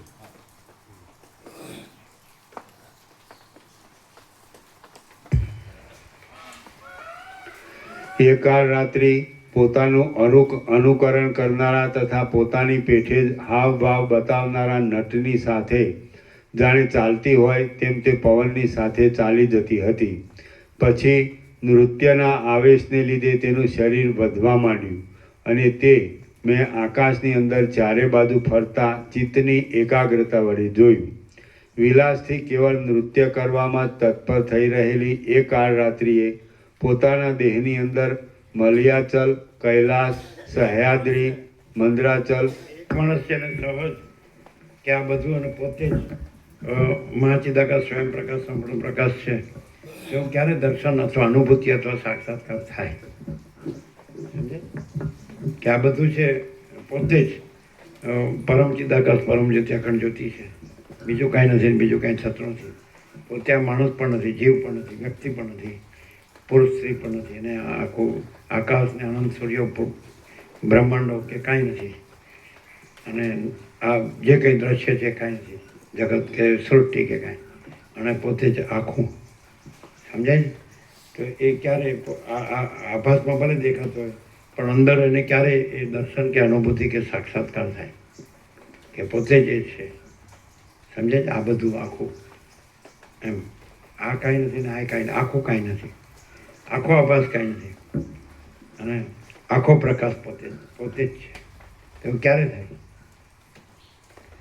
એ જો વસિત કે છે એમ રામને વસિત પ્રકાશ સરળ શ્રવણ અખંડ પૂર્ણ થતું વસિત પ્રકાશથી રહે આ સરળ શ્રવણ અખંડ પૂર્ણ થતું તો એ પોતે જ પરમ ચિદાકાશ પરમ જ્યોતિ અખંડ જ્યોતિ રહે છે જ. પણ એની આ જે દ્વૈત ભ્રાંતિ છે કે હું આ છું એ ના રહે. પણ એ પ્રકાશથી શબ્દોથી નહીં, વિચારવાણી શબ્દાર્થથી નહીં, પ્રકાશથી. જો વિચારવાણી શબ્દાર્થથી રહે તો એની ચંચળતા ભ્રાંતિ ચાલુ છે. અને જો વિચારવાણી શબ્દાર્થથી ન રહે પ્રકાશથી રહે તો પોતે જ પ્રકાશ છે અને પોતે જ આખો પ્રકાશ છે. આખો પ્રકાશ પોતે જ છે અને આખો આભાસ પોતામાં કાંઈ છે નહીં. પણ માણસ છે એ દેહાધ્યાસથી જ રહે છે અને આનું ખાલી બોલે છે અને વર્તે છે દેહાધ્યાસથી. એટલે એ જે છે સ્થિર થતો નથી. એમ કે ભાઈ આને સ્થિર થવું હોય તો શું કરવાનું? તો એ પોતે જ છે રહે અને પોતે નથી એ ન રહે. એટલે સ્થિર એ પોતે જ છે, સ્થિર જ છે, નિશ્ચલ જ છે અને ઇમ્યુટેબલ. અને આ તો છે ઇમ્યુટેબલ છે ને શબ્દ. આ તો પોતે જ છે નિશ્ચલ, પોતે જ છે રહે અને પોતે નથી એ ન રહે. આટલું જ આવે. આપણે પ્રશ્ન પૂછીએ કે પોતે જ પરમ ચિદાકાશ પરમ જ્યોતિ અખંડ જ્યોતિ છે બીજું કાંઈ નથી, બીજું કાંઈ થતું નથી, એવો નિત્ય સત્ય, સર્વત્ર સદા, સ્વયં સહજ, અનંત અખંડ ભેદ, બરાબર, અપરિચ્છિન્ન, નિરંજન નિરાકાર નિર્વિકાર, તુર્યાતી, એક જ અદ્વિતીય અનાદિ અનંત, સમજે? તો એ પોતે છે જ. એટલે બી એઝ યુ આર, તમે જે છો એ રહો. તો પોતે છે એ રહે એટલે પતિ. પણ આ શું છે, પોતે છે એ નથી રહેતો અને પોતે નથી એ રહે છે, અને છે એનું બોલે છે ખાલી, લખે, વાંચે, બોલે, સમજાય, ચર્ચા કરે, પણ નથી એ રહીને. અને છે એમાં એવું કંઈ છે જ નહીં. પોતે છે એવી અભિવ્યક્તિ પણ નથી, મેનિફેસ્ટેશન પણ નથી, સમજાય? સૂર્ય છે તો પોતે સૂર્ય છે એવું એક્સપ્રેશન પણ નથી. એ સહજ, પોતે સહજ સૂર્ય છે, એમ પોતે સહજ પરમ ચિદાકાશ પરમ જ્યોતિ અખંડ જ્યોતિ છે. એનું એક્સપ્રેશન ને એ પોતે જ, સમજે? એટલે પોતે જે છે તે રહે અને પોતે જે નથી તે ન રહે, એનો કોઈ જ વિકલ્પ નથી. એક માણસ કે જીવ કે વ્યક્તિ કે પુરુષ કે સ્ત્રી કે XYZ જે સંસારમાં જે ભ્રાંતિ રૂપ દેખાતું હોય તે બીજું પોતે મૂળ પોતે, એટલે પરમ ચિદાકાશ પરમ જ્યોતિ અખંડ જ્યોતિ, તો પોતે જ છે. તમે જે છો તે રહો, તમે બી એઝ યુ આર, તો તમે પરમ ચિદાકાશ પરમ જ્યોતિ અખંડ જ્યોતિ છો તે રહો. તમે મહાચિદાકાશ સ્વયં પ્રકાશ સંપૂર્ણ પ્રકાશ છો તે રહો. તમે પૂર્ણ બ્રહ્મ અનંત તેજગણ અનંત ચિતગણ છો તે રહો. તમે પરમાકાશ કેવલ આનંદ શુદ્ધ તેજગણ છો તે રહો. તમે પરમાકાશ અખિલ આત્મા પૂર્ણ બ્રહ્મ પરમાત્મા છો તે રહો. અને તમારો જે ભ્રમ છે તે ન રહો. બસ નથી.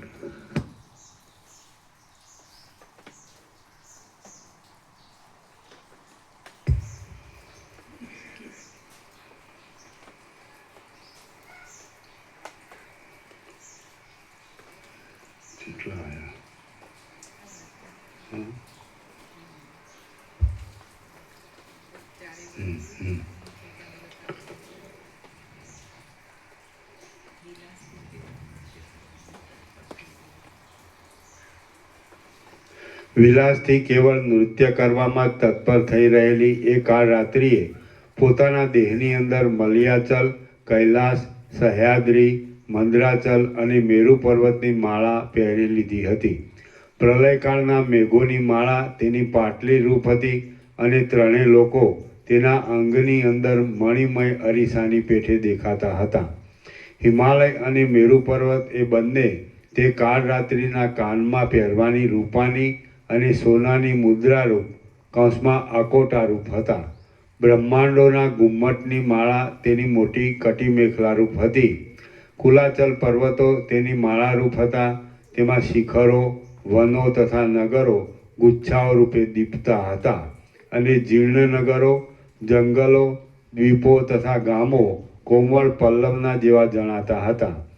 એ કાળ રાત્રિના અવયવોની અંદર મેં પૂરો, ગામો, નગરો, શહેરો, ઋતુઓ, ત્રણ લોકો, મહિનાઓ તથા રાત્રિ દિવસના સમૂહો જોયા.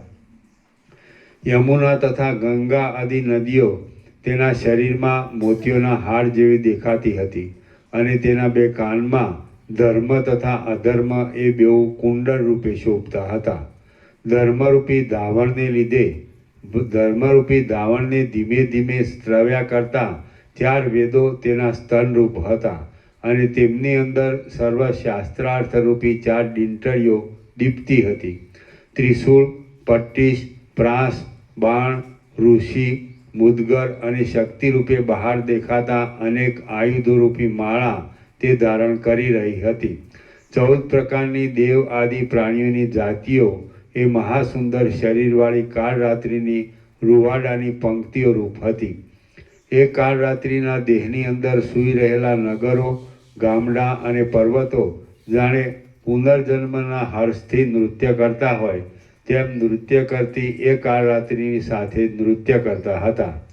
કાળ રાત્રિના નૃત્યને લીધે સઘળું ચલાયમાન હોવાથી આખું જગત સ્થાવર ભાવથી રહિત થઈ જઈ જાણે જંગમ રૂપે નૃત્ય કરતું હોય એમ મને જણાયું. એ કાળરાત્રિના દેહરૂપી પરલોકમાં સુખથી રહેલા જગતને ગળી દઈને પોતાના ઉદર આદિ અવયવમાં ધારણ કરી રાખી તૃપ્તિ પામી ગયેલી મદોન્મત અને જગતરૂપી સર્પને પોતાના જઠરાગ્નિમાં પચાવી દેનારી એ કાળરાત્રિરૂપી મયુરી નૃત્ય કરતી હતી. તેના મહાવિસ્તારવાળા સુશોભિત શરીરની અંદર આખું જગત જાણે અરીસામાં પ્રતિબિંબિત થઈ રહ્યું હોય તેમ પ્રથમના જગતના જેવું જોવામાં આવતું હતું. વસ્તુતઃ જોઈએ તો તે પોતે નૃત્ય કરતી ન હતી, પરંતુ તેના અંગમાં રહેલું પર્વતો, વનો, જંગલો વગેરે સહિત નાના પ્રકારનું જગત જ વારંવાર મરણને વશ થઈ જાય તેની અંદર ખડું થઈ નાચ્યા કરતું હતું. એ જગતનું સુંદર નૃત્ય કાળરાત્રિના દેહરૂપી અરીસામાં પ્રતિબિંબિત થઈ રહ્યું હતું. તે ઘણા કાળ સુધી મારા જોવામાં આવ્યું. તે નૃત્ય નાશને પ્રાપ્ત ન થતાં વારંવાર તેવે જ રૂપે સ્થિર થઈ રહેલું દેખાતું હતું. તેની અંદર તારાઓના સમૂહ ચલિત બનતા દેખાતા હતા, વળી પર્વતોના સમૂહો ભમતા દેખાતા હતા, અને દેવદાનવોના સમૂહ મચ્છરાના ટોળાની પેઠે પવનને લીધે તેના પ્રવાહમાં વહ્યા જતા દેખાતા હતા. સંગ્રામમાં પૈડા વગરના થઈ ગયેલા રથની પેઠે ચક્કર ખાનારા દ્વીપો તથા સમુદ્રો વગેરેથી આકાશ વીંટાઈ ગયું હતું. ક્રીડા વડે ભ્રમણ કરનારા વંટોળિયા વાયુથી મોટા પર્વતો, પૃથ્વી અને તેની અંદરના ઘાસો ઘસડાતા જતા હતા. શ્યામ મેઘરૂપી વસ્ત્રોને એક બાજુથી બીજી બાજુ લઈ જનારા પવનના સપાટાથી આખું આકાશ ગાજી રહ્યું હતું. લાકડા અને અસ્થિ વગેરે પ્રસિદ્ધ રીતે ફાટતા હતા, તેથી તેનો અવાજ ચારે બાજુ ફેલાઈ જતો હતો. અરીસાની પેઠે ક્ષણે ક્ષણે એકબીજાનો સંયોગ વિયોગ થતો હતો, તેથી જગતના પદાર્થો ક્ષણમાં ભેગા થઈ જતા હતા અને ક્ષણમાં પાછા જુદા પડી જતા હતા. એ પદાર્થોવાળા કાળરાત્રિના અવયવો વડે તથા તેના ફરવા વડે જાણે સમસ્ત જગત મૂર્તિમાન ભય વડે વ્યાપ્ત થઈ રહ્યું હોય તેમ દેખાતું હતું. ચપલ અને ઊંચા એવા કુલાચલ પર્વતરૂપી પોતાના મહાન હાથને હલાવી રહેલો અને ભમ્યા કરતા મેઘોરૂપી વસ્ત્રો વડે ઢંકાવાથી નમ્ર થઈ રહેલા નાના કલ્પવૃક્ષોને ધારણ કરી રહેલો એ મેરુ પર્વત ત્યાં નૃત્ય કરતો હતો. સમુદ્રો પોતાની મર્યાદા નહીં છોડતા પૃથ્વીમાંથી આકાશમાં તેમજ આકાશમાંથી પાછા પૃથ્વીમાં એમ ઉછળી રહ્યા હતા, અને તેમની સાથે વૃક્ષો પણ તેમજ ઉછળ્યા કરતા હતા. ઘરો, અગાશીઓ, હવેલીઓ અને તેની અંદર રહેનારા મનુષ્યો સાથે નગરો ખોખરા અવાજની સાથે નીચે પડતા હતા, પણ વસ્તુતઃ જોઈએ તો સર્વ મિથ્યા હોવાથી કશું પણ નીચે પડતું ન હતું. એ કાળરાત્રિ જ્યારે પોતાની ચતુરાઈથી ભ્રમણ કરતી હતી ત્યારે ચંદ્ર, સૂર્ય અને રાત્રિ દિવસ તેના નખની ઉપરની રેખાઓ વિશે ચળકાટ કરતા પ્રકાશની અંદર અંતર્ભાવ પામી ગયા હતા, અને સુવર્ણના સૂત્રની પેઠે લાંબા આકારવાળા દેખાતા હતા. ત્યારે વરસાદના જળો ઝાકળરૂપી હારવાળી અને શ્યામ મેઘરૂપી વસ્ત્રને ધારણ કરી રહેલી એ કાળરાત્રિના જાણે પરસેવાના બિંદુ હોય તેમ જણાતા હતા. આકાશ તે કાળરાત્રિના મોટા કેશપાશરૂપ હતું, પાતાળ તેના ચરણરૂપ હતું, પૃથ્વી તેના ઉદરરૂપ હતી, અને દિશાઓ તેના હાથરૂપ હતી. દ્વીપો તથા સમુદ્રો તેના આંતરડા તથા પેટના વીંટારૂપ હતા. બધા પર્વતો તેના પડખારૂપ હતા, અને આવહ પ્રવહ આદિ પવનનો સમૂહ તેના પ્રાણ અપાનના સંચારરૂપ હતો. નૃત્ય કરી રહેલી એ કાળરાત્રિના વિસ્તારવાળા શરીરની અંદર હિમાલય, મેરુ, સહ્યાદ્રી આદિ પર્વતોને જાણે હિંચકાના સુખનો અનુભવ થતો હોય એમ જણાતું હતું. એ કાળરાત્રિ તરતી તળેટીના પર્વતોરૂપી મંજરીઓવાળા કુલાચલ પર્વતરૂપી માળાને ફેરવવા લાગી. આથી એણે પોતાના તાંડવ નૃત્યની ક્રીડા વડે જાણે પાછો પ્રલય કરવાનો આરંભ કર્યો હોય એમ દેખાતું હતું. દેવતાઓ, દૈત્યો અને નાગોના સમૂહો રૂપી એટલે પોતે પરમ ચિદાકાશ પરમ જ્યોતિ અખંડ જ્યોતિ છે. એ ગ્રહણ કરવાનું નથી, અને પોતે આ આખી આકાશ અને એમાં રહેલી આખી સૃષ્ટિ ભ્રાંતિ કાંઈ નથી, જે એ કાંઈ નથી, એનો ત્યાગ કરવો નથી, એટલે ગ્રહણ ત્યાગ પણ નથી. અને સહજ પોતે સહજ પરમ ચિદાકાશ પરમ જ્યોતિ અખંડ જ્યોતિ છે. એટલે સંસાર સંન્યાસ એ પણ નથી. ખ્યાલ આવે?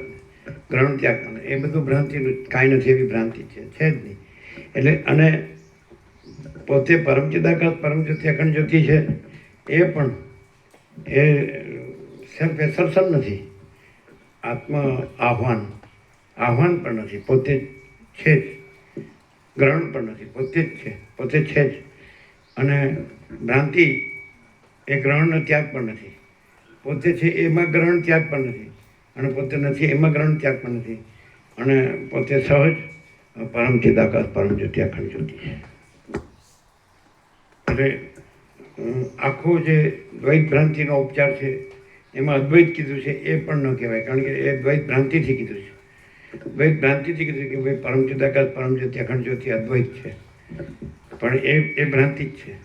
ભ્રાંતિથી અદ્વૈત કેવું એ પણ ભ્રાંતિ છે, પરબ્રહ્મ કેવું એ પણ ભ્રાંતિ છે, ભ્રાંતિથી પરમાત્મા કેવું એ પણ ભ્રાંતિ છે.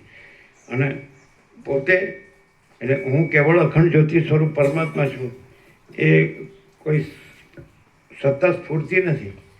એ હું મહાચિદાકાશ અનંત સંપૂર્ણ સત્તા પ્રકાશ છું, અથવા હું અનંત સંપૂર્ણ મહાચિદાકાશ સત્તા પ્રકાશ છું. તો એ વૃત્તિ નથી, સંકલ્પ કલ્પના નથી. એ કીધા વગર એટલે વિચાર વગર સંકલ્પ વગર છું. સત્ય સંકલ્પ પણ નથી અને સહજ છું. હું સૂર્ય છું તો હું અખંડ બ્રહ્મ સૂર્ય છું, તો એ કહીને નહીં. સૂર્ય એટલે સૂર્ય છું એટલે સૂર્ય છું જ. એટલે મહાચિદાકાશ સ્વયં પ્રકાશ સંપૂર્ણ પ્રકાશ છું એટલે મહાચિદાકાશ સ્વયં પ્રકાશ સંપૂર્ણ પ્રકાશ છું જ. એટલે એ એક્સપ્રેશન નથી, વ્યક્તવ્ય નથી, અભિવ્યક્તિ નથી. સમજાય એમ? એ છું જ. એટલે છું એ વૃત્તિ નથી, સત્ય સંકલ્પ નથી, સ્વરૂપ છું, કેવળ સ્વરૂપ છું. એમ હું કેવળ સ્વરૂપ છું.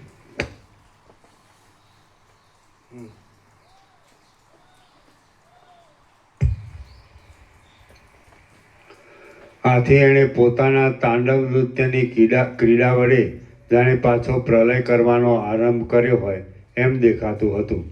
દેવતાઓ, દૈત્યો અને નાગોના સમૂહરૂપી રૂવાડાને ધારણ કરનારા અવયવવાળો એ કાળરાત્રિનો દેહ સ્થિર રહી શકતો નહોતો અને જાણે ચક્રની પેઠે ફરતો હોય એમ જણાતો હતો. નાના પ્રકારના વૈભવો, તેને પ્રાપ્ત કરવાના ઉપાયો અને યજ્ઞોરૂપી યજ્ઞોપવિતને ધારણ કરનારી તેમજ આકાશની અંદર નૃત્ય કરી રહેલી એ કાળરાત્રિ મેઘના શબ્દો વડે જાણે કોઈ બ્રહ્મચારિણી વેદના ઘોષ કરતી હોય એવી દેખાતી હતી. વળી એ નૃત્યમાં પરસ્પર એકબીજામાં પ્રતિબિંબ પડવાથી ભૂતળ આકાશરૂપ અને આકાશ ભૂતળરૂપ થઈ ગયા હતા તથા પરસ્પર તુલ્ય જ દેખાતા હતા અને જાણે અંદર કશું હલનચલન જ ન થવું હોય એવું લાગતું હતું. એ કાળરાત્રિના મોટી નાસિકાના છિદ્રોરૂપી ઘરમાંથી બહાર આવતા મેઘના કડાકાવાળા અને મહાભયંકર શબ્દ કરી રહેલા ઉગ્ર વાયુઓ વાતા હતા. એ કાળરાત્રિના સેંકડો હાથ ચતુરાઈથી ચોતરફ ફરી વળતા હતા અને તેથી આકાશ જાણે પ્રચંડ પવને ઉડાડેલા પલ્લવો વડે વ્યાપ્ત થઈ રહ્યું હોય એવું દેખાતું હતું. એ સર્વ જોતા મારી ધીર દ્રષ્ટિ પણ રાત્રિના અંગમાં થયેલા જગતના પદાર્થોની સાથે ભ્રમણ થવાથી મોહને પામી ગઈ. અને જેમ રણસંગ્રામમાં સેના કુંઠિત શક્તિવાળી થઈ જાય તેમ તે કુંઠિત શક્તિવાળી થઈ ગઈ. જ્યારે કાળરાત્રિનો દેહરૂપી અરીસો ઘૂમવા લાગ્યો ત્યારે પર્વતો યંત્રની પેઠે ઘૂમતા હતા, આકાશચારી દેવતાઓ તથા પક્ષીઓ નીચે પડતા હતા અને દેવતાઓના ઘરો પણ જમીન ઉપર આળોટતા હતા. વળી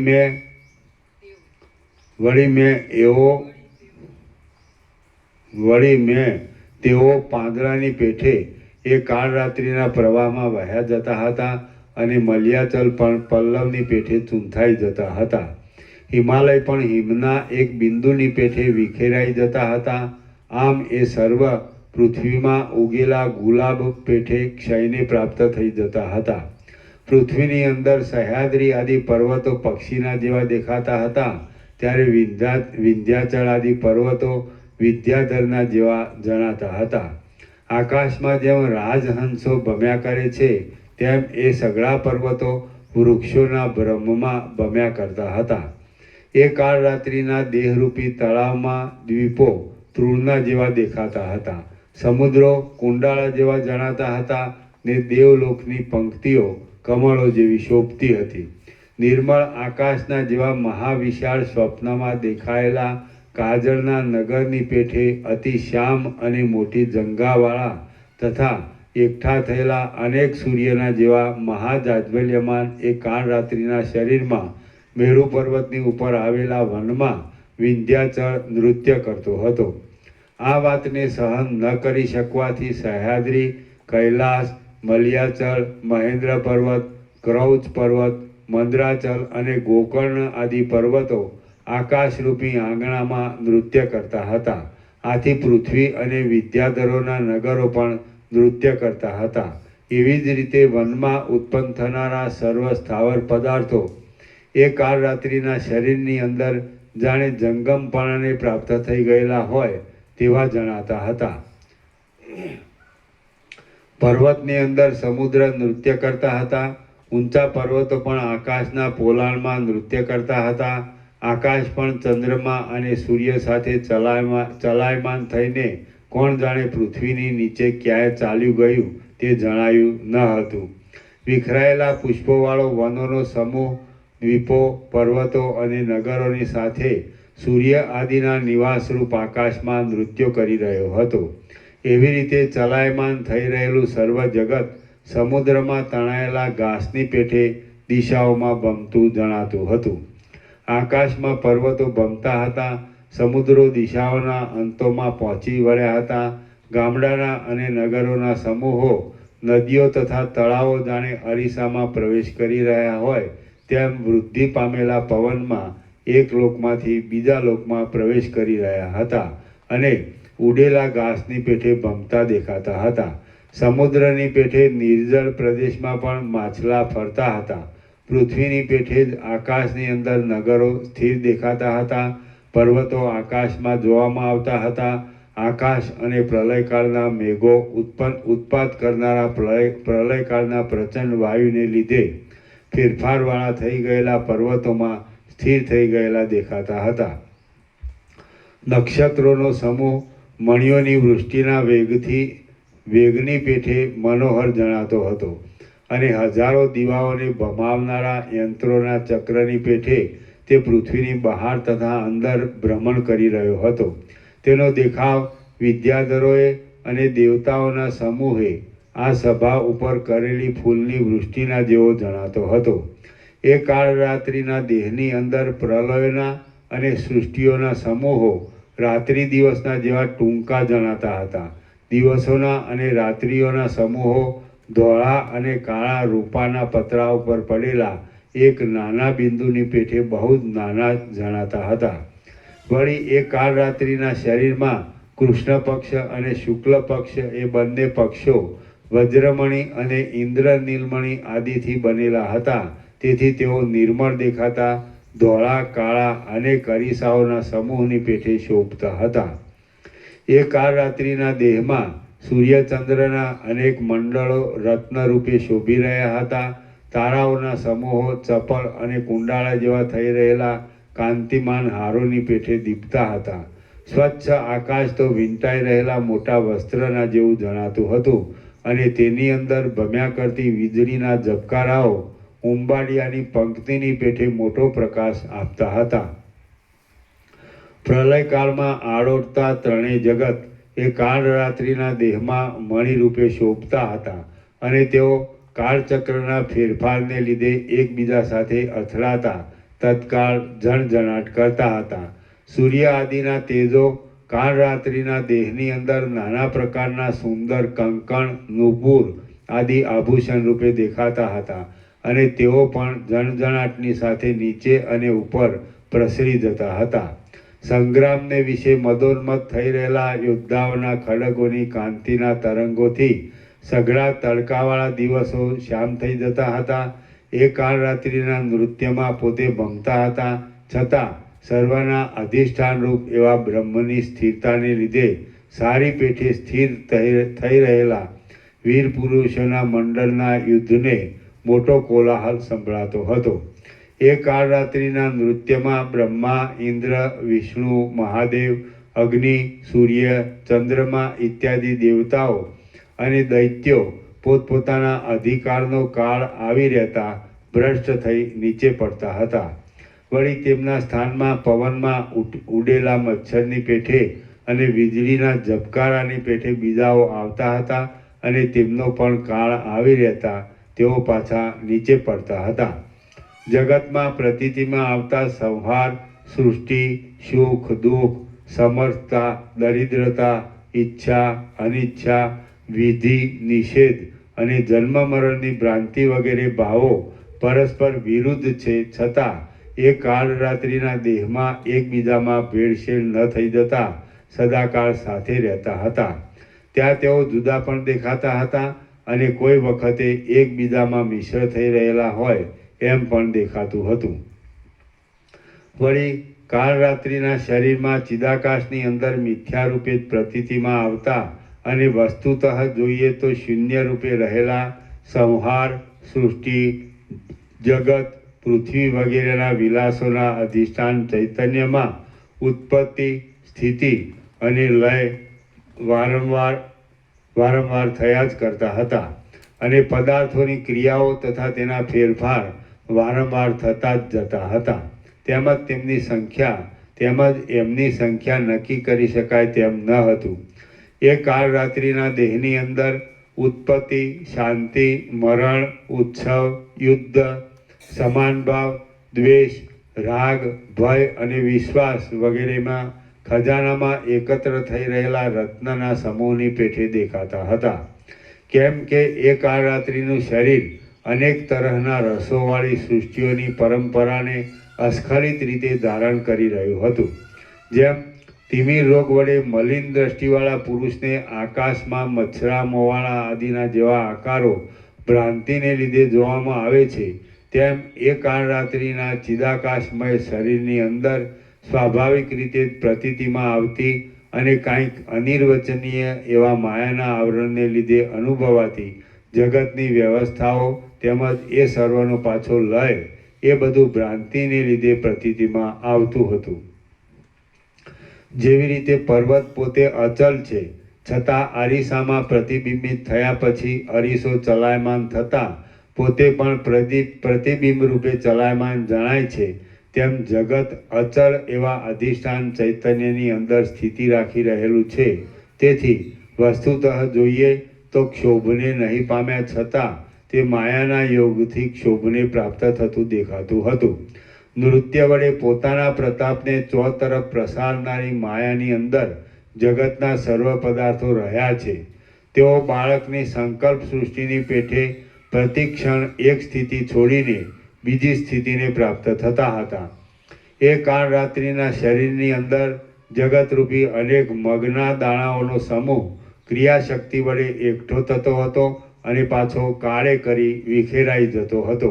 એ દેવી કાળ રાત્રિ ક્ષણ માત્રમાં કાંઈક અનિર્વચનીય રૂપે દેખાતી હતી અને ક્ષણવારમાં તો તે કશા રૂપે જણાતી ન હતી.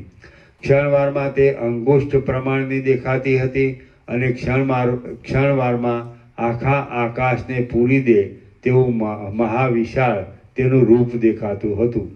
એ દેવી કાળ રાત્રિ સંપૂર્ણ રીતે એક જાતની ચેતન શક્તિ જ છે.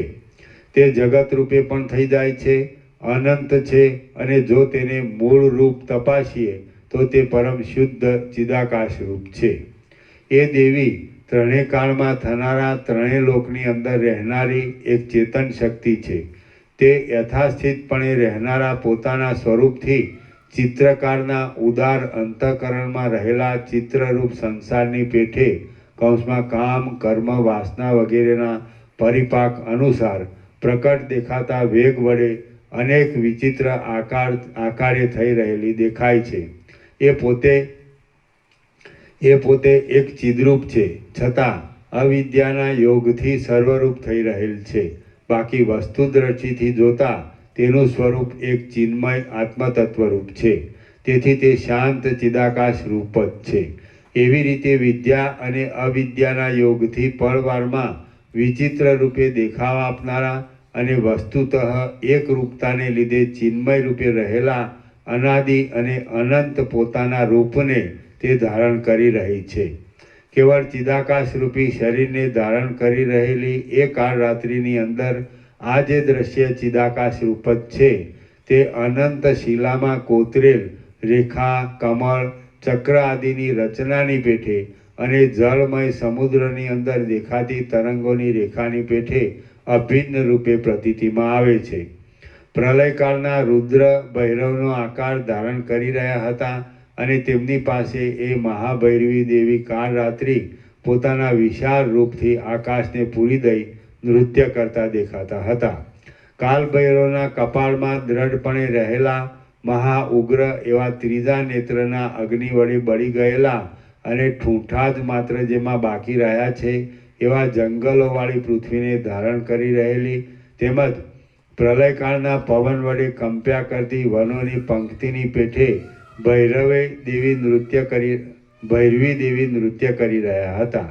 તેમણે કોદાળીઓ, ખાંડણીઓ, દર્ભાસનો, ફળો, કુંભો, કરંડિયાઓ, મૂસળો, પાવડાઓ, થાળીઓ અને સ્તંભો વગેરેની માળાઓ તથા હારો પહેર્યા હતા. એવી રીતના અનેક માળાઓના અને હારોના સમૂહના પુષ્પો નૃત્યને લીધે કંપતા હતા તથા ક્ષયને લીધે ખરી પડતા હતા. એ દેવી જાણે તેને વિખેરીને નવી નવી રચના કરતા હોય એમ જણાતું હતું. એ ભૈરવી દેવી આકાશ ભૈરવને વંદન કરી રહ્યા હતા અને આકાશ ભૈરવ પણ પોતાના વિશાળ આકારને ચોતરફ પ્રસારી દઈ નૃત્ય કરતા હતા. રક્તના આસવથી ભરેલા યમના પાડાના મોટા શિંગડાઓને હાથમાં લઈને ડીપ ડીપ એવા અનેક જાતના તાલવાળા શબ્દમય વાજા વડે નૃત્ય કરનારી, પોતાના વક્ષસ્થળમાં ખોપરીઓની માળાને ધારણ કરી રહેલી, ગરુડના પીછા ખોસી મુકુટને શોભા આપનારી અને પ્રલયકાળમાં જગતને ગળી જઈ પ્રસન્ન થઈ રહેલી એ કાળ રાત્રિથી સ્તુતિ પામતા ભૈરવ તમારા સૌની રક્ષા કરો. શ્રી યોગ વાસિષ્ઠ મહારામાયણમાં નિર્વાણ પ્રકરણના ઉત્તરાર્ધનો કાળ રાત્રિ વર્ણન નામનો સર્ગ 81મો સમાપ્ત. ઓમ ઓમ ઓમ. પ્રસાદ આપી દો.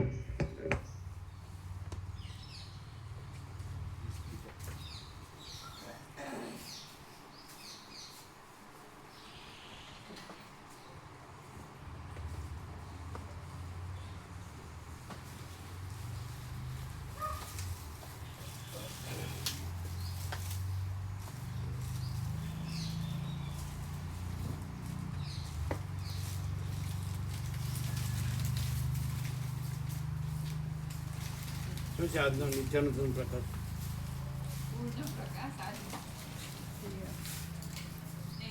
હા, એટલે શું કેવું?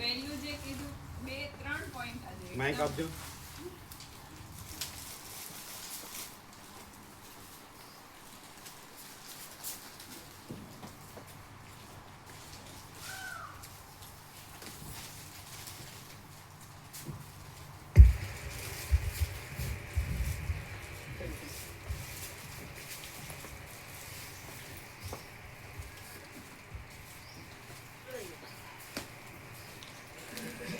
પૂર્ણ પ્રકાશ સદાય પૂર્ણ જ હોય છે અને અખંડ જ હોય છે, પણ અમુક આસ્પેક્ટ ક્લિયર થાય એના સાપેક્ષતાથી કહીએ કે આજે 3 પોઈન્ટ એવા ક્લિયર.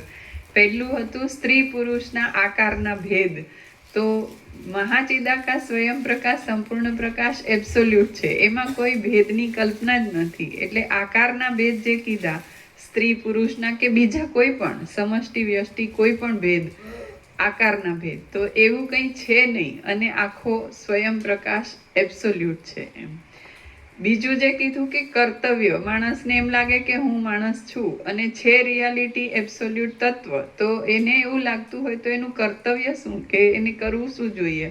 અનુભવ કેમ નથી થતો કે હું આ છું, રિયાલિટી આ છે, અથવા તો જે સત્ય છે, પરમ સત્ય છે એ જ છે ને એમાં આવી કોઈ બીજી હું કે જગત એવી કલ્પના જ નથી, એવું અનુભવ કેવી રીતે થાય, એનું કર્તવ્ય શું?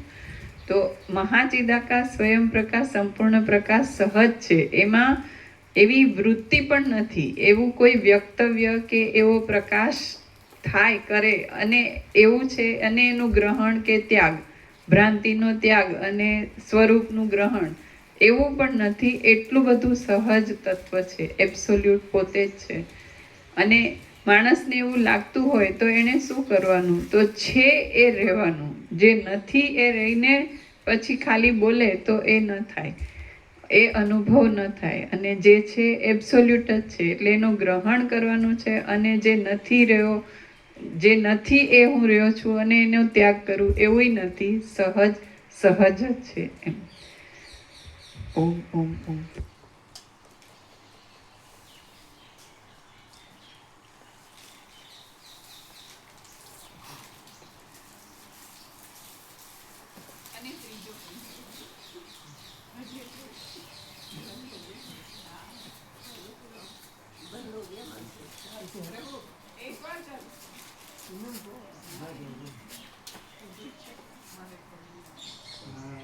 અને ત્રીજો પોઈન્ટ જે કીધો તો ક્લિયર જે થયું તે તો મહાચિદાકાશ એટલું બધું એબ્સોલ્યુટ છે કે એમાં સદાશિવ જે સમાધિથી, સહજ સમાધિથી, સ્વરૂપ જ્ઞાનને સ્વરૂપ ધ્યાનથી કે સ્વરૂપાનુસંધાનથી પોતે બ્રહ્મ છે, મહાચિદાકાશ જ છે અને બીજું નથી એવું પણ નહીં.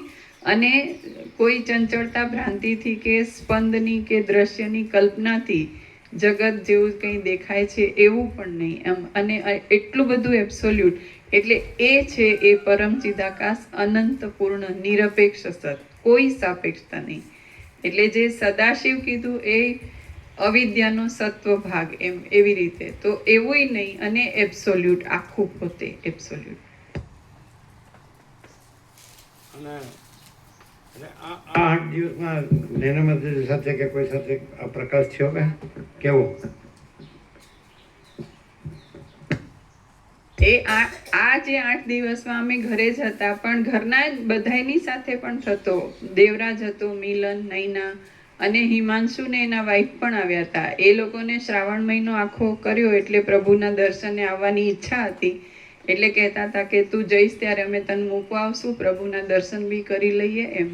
અને પ્રભુ જે મહાતીર્થ દર્શન યાત્રામાં છે તો એના માટે પ્રકાશ એવો થયો હતો કે પ્રકાશ કે જે અમે અંદર વાતચીત કરતા હતા એમાં કે પ્રભુ પોતે મહાચિદાકાશ છે, અનંત સર્વવ્યાપી. આકાશ ભરીને કહીએ ને તોય આકાશ નથી ને આખા પ્રભુ છે એવું છે. છતાંય મંદિરોમાં જઈને જે દર્શન કરી શકે છે, પોતે જાય છે તો એ પોતે જ છે, બીજું નથી. ત્યાં કોઈ પણ જગ્યાએ, કાશી કે પ્રયાગરાજ કે અયોધ્યા કે ક્યાંય પણ. તો એવી પણ વાત કરી કે 66 કરોડ 30 લાખ અને એ પછી વચ્ચે જેટલા પણ હોય અને આ 300 એ બધાએ ત્યાં ડૂબકી મારી તો આખું એક રસ અનંત પરમ તત્વ જ છે, બીજું નથી. અને એ એટલું બધું નિરપેક્ષ છે, સાપેક્ષતા રહિત, કે એમાં પ્રભુ પોતે અહીંયા છે અને ત્યાં જઈને દર્શન કર્યા અને ડૂબકી લગાવી કે અયોધ્યામાં રામ દર્શન, રામલલાના કે સાવરિયા સેઠ, તો બધું પ્રભુનું જ એ ધરેલું રૂપ છે. પણ એ માન્યતાથી કોઈ માણસ પોતાને માને અને પછી એ ભગવાનનું રૂપ છે એમ કે, બાકી એ જે કહે છે એ પ્રભુ છે ને એબ્સોલ્યુટ છે, એમાં કોઈ એને માનનાર માણસ કે એ ધરેલું રૂપ એવું નથી. એ અમે મહાચિદાકાશ, મૂળ મહાચિદાકાશ જ છીએ એવું છે. અને બીજી એક વાત થઈ હતી કે હિમાંશુને એમના વાઈફ યોગ વાસિષ્ઠ લઈને આવ્યા હતા. એ લોકો રોજ વાંચે અને કંઈક લખ્યું હતું કે આનો અર્થ શું, તો કાળનું રાજકુમાર રૂપે વર્ણન. અને એમાં એવું હતું કે કાળ એ પરમાત્માનો પુત્ર છે અને એના પરાક્રમ અપાર છે ને એની સામે કંઈ ટકતું નથી. ત્યારે અમે આ નિરપેક્ષ સતનું એમને રેફરન્સ આપીને કીધું, આપેલું છે એમને પત્ર ને બધુંય. પણ એટલું બધું એબ્સોલ્યુટ છે તત્વ અને પ્રભુ એ જ છે. એટલે એમને એવું કહેવાનું હતું કે પ્રભુ પ્રકૃતિને પણ કંટ્રોલ કરી શકે એવા છે. અમે કીધું હા 100% સત્તરાની, કેમ કે પ્રકૃતિ પ્રભુમાં નથી, પ્રભુ એબ્સોલ્યુટ તત્વ છે અને કોઈ પણ ભ્રાંતિ આ પ્રકાશની સામે ટકી શકતી, ભ્રાંતિ સાપેક્ષ એવું કહેવાય કે ટકી શકતી નથી, પણ છે જ નહીં. એટલે આખું જે છે એ પોતે તત્વ છે ને એ પ્રભુ છે. અને આ જે કીધું કે કાળના પરાક્રમ અપાર છે કે કંઈ પણ, તો એ ભ્રાંતિ સાપેક્ષ જ કહેવાય કે આખી સૃષ્ટિનું સર્જન થવું, ઉત્પત્તિ, સ્થિતિ અને ઉપશમ, તો એવું કંઈ થયું નથી, એવું આખું યોગ વાસિષ્ઠનો સાર છે. અને પહેલાં એમ કહે છે કે ભ્રાંતિ લાગતી હોય તો એ નથી એમ કહે છે, અને પછી નિર્વાણથી થઈ જ નથી, સંભવતી જ નથી, કેમ કે એબ્સોલ્યુટ તત્વ છે. અને એટલું કીધા પછી એમને સંતોષ થયો અને પછી અમે કીધું કે પ્રભુ શું છે, તો આ યોગવાસિસ જે નિરૂપણ કરે છે જે તત્વનું, એ તત્વ સ્વયં છે અને એમાં એવું નિરૂપણ કરવાનો સંભવ પણ નથી, એટલું એબ્સોલ્યુટ છે, એટલું ઘન છે. એટલે એમાં કોઈ સ્પંદની કલ્પના જ નથી, તો પછી બીજી કોઈ કલ્પના હોવાની સંભવતી જ નથી. એ નિરપેક્ષ સત. ઓમ ઓમ ઓમ. નૈના માતાજી શું કહે છે? નૈના માતાજી એ જ કહે છે નિરપેક્ષ સત, અને એ એટલે એમને જ યાદ કરાવ્યું કે અમને તું નિરપેક્ષ સત દે. એટલે અમે કીધું એને આપેલું જ છે ઓલરેડી. તો નૈના માતાજી કે એમાં જે કીધું છે પ્રભુએ, એ એક એક અક્ષર સત્ય છે, અને આપણે કોઈ ખોટું માનીને ખોટું જીવતા હોઈએ ને તો ક્લિયર થઈ જઈએ, અને બહુ સિમ્પલ છે એવું એમને કીધું હિમાંશુ પ્રભુને. હિમાંશુ કોણ? અમે સ્કૂલમાં જોડે ભણતા હતા, જેને અમે તુકારો દેતા હતા, પ્રભુએ પૂછ્યું હતું એ.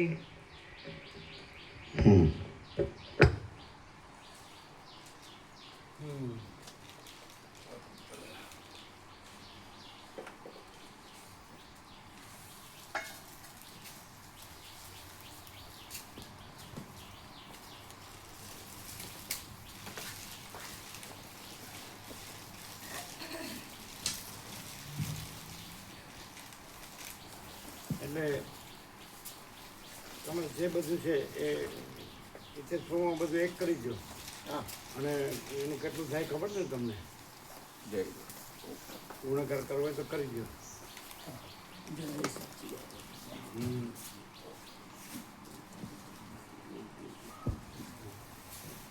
બ્રહ્મ કૃપા હેતુ અને 288 માઇકમાં તમારા મોબાઈલમાં આવશે ગુણાકાર.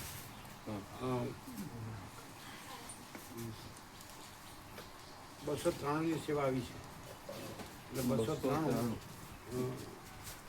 × 5 5000. 14 14 નો 65 293 × 5 14 આપવાની એમને 288 સેવા ના આપણે સૂર્યકાંત પ્રભુ ગુણાકાર કર્યો તો એ શું હતું? આખી સેવાનો નહીં, આખી સેવાનો કરો તો 15 થાય. 15 ગુણ્યા 5 કરીએ 15 43 સમથિંગ કરો. આખા 15 નો 15 નો કરીએ. હા, 15 નો તો 15 થાય, એટલે 322 બોલ. પણ આપણે એ તો કરવાનું નથી ને, આપણે તો 293 પાંચ જ કરવાનું છે ને, 293 આપણે 5 જ કરવાનું છે ને. 293 × 5 1465 આવશે. 1465 આવશે. 25,000 સેવા દેશે માન અંતે અને 5 જણના 25 1440 આપવાના થશે. એમને 14 1440 બરાબર 14,40,000 બરાબર. એમ છે. જોજો ગણજો.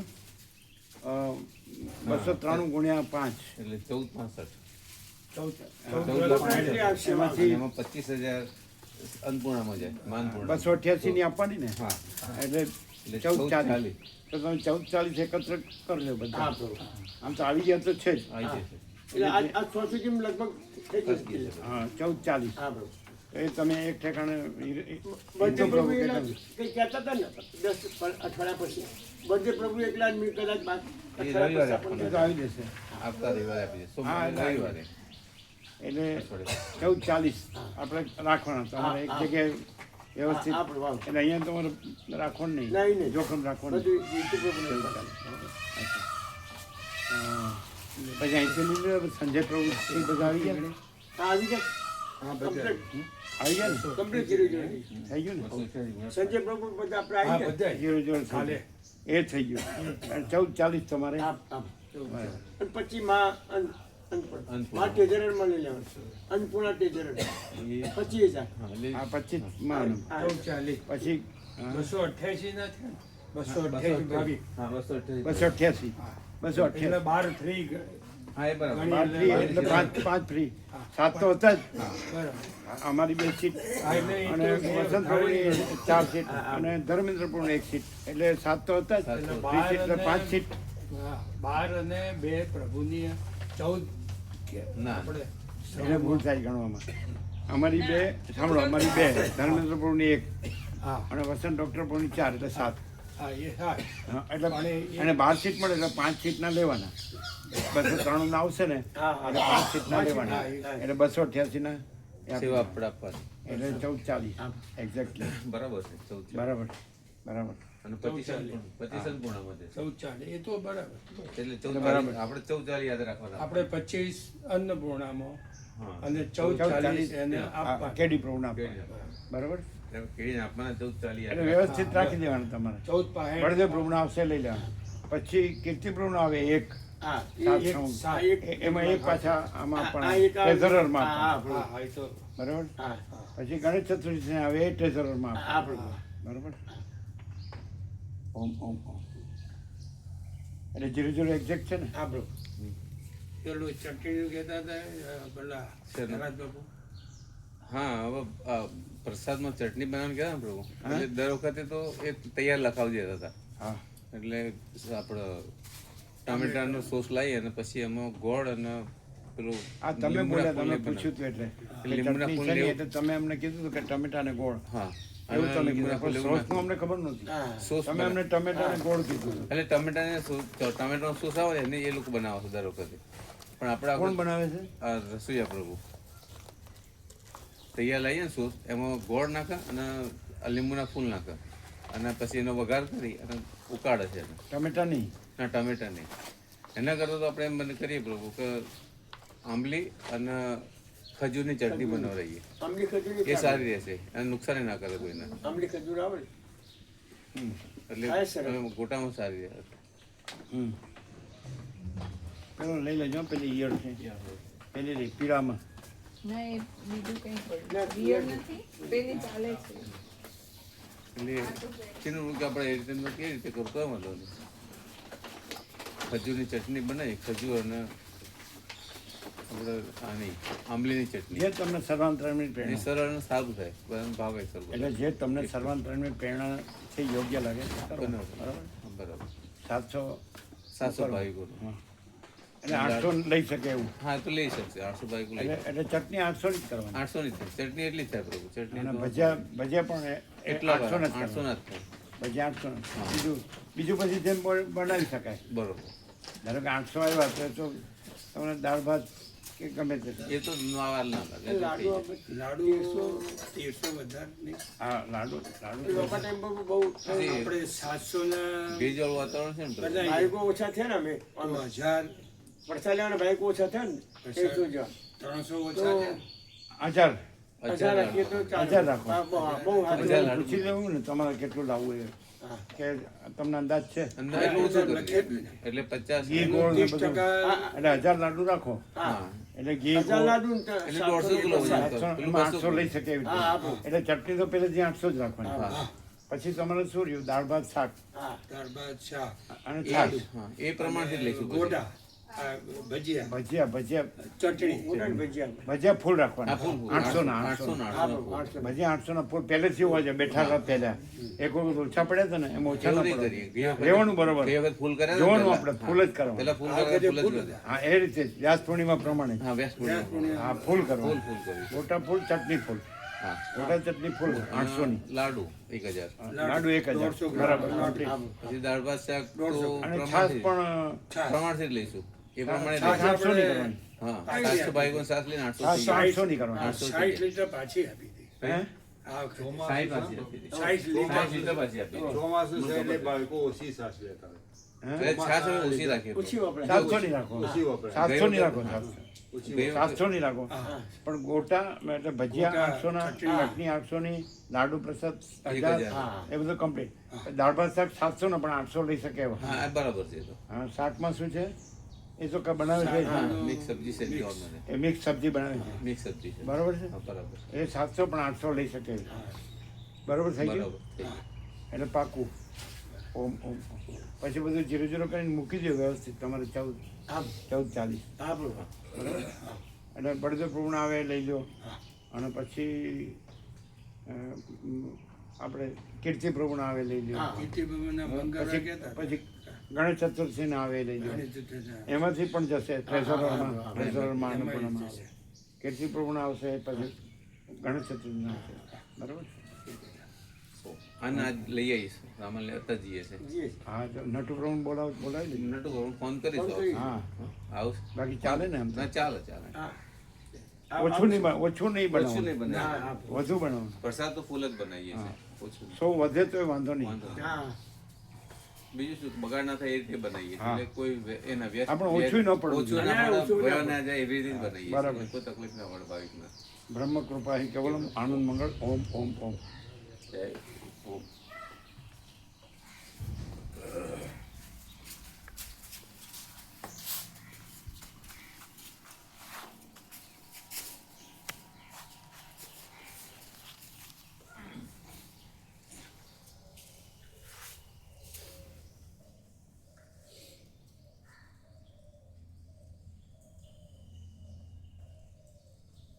આ બાજુના 3 બેનર તમે જોયા, આ બાજુના તમે જોયા બે કાલના? અમે જોયા નથી. અમે જ બાકી છે. અમે 3 તો જોઈ લીધા. એક અહીંયા છે, એક અહીંયા છે, એક અંદર છે. અહીંયા 2 છે. અહીંયા લગાવી એને ખુલ્લામાં જ હે? આ અહીંયા એક જે છે. કે હા અને આ એક છે પેલા ખૂણામાં છે. હા કારણ કે આમ મેઇન છે, બધું આવી ગયું સંપૂર્ણ છે. હા. 2 અહીંયા છે, એક અંદર છે, હા 2 અહીંયા છે. હા બીજું बाद में हम कपड़े बदल के ये दो दे हम जो दो बैनर का लगाए हुए देख लेते हैं। और बर्तन भी सब धो देने चाहिए, वो तो चालू कर दो। अच्छा, आरओ भर देने का, अंदर बाहर से मटकी फुल साफ करके उसका ढक्कन भी और ग्लास भी सब फुल है ना?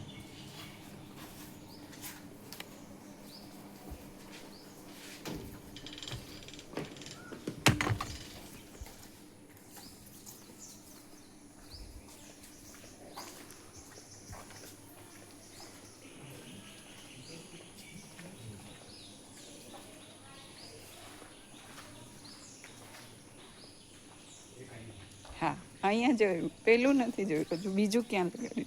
हाँ बराबर હા व्यापकમાં આવી ગયું ને હા ખુલ્લામાં પંચાયત હા વંચાય છે. હજી એક બહાર છે. બરાબર, રાઈટ. બહારથી આવતા બધા વાંચી શકે. સામે એક સૂકું થડ છે ઊંચું જાડું, હા એને એક ત્યાં લગાડીશું, એક અહીંયા લગાડીશું, એક ત્યાં છે. આવતા જ એન્ટર થતા જાડું સૂકું થડ છે ને, થઈ ગયા. ત્યાં અમારે જોવાનું છે. હા, તમે નીકળો નીકળો છો ને? હા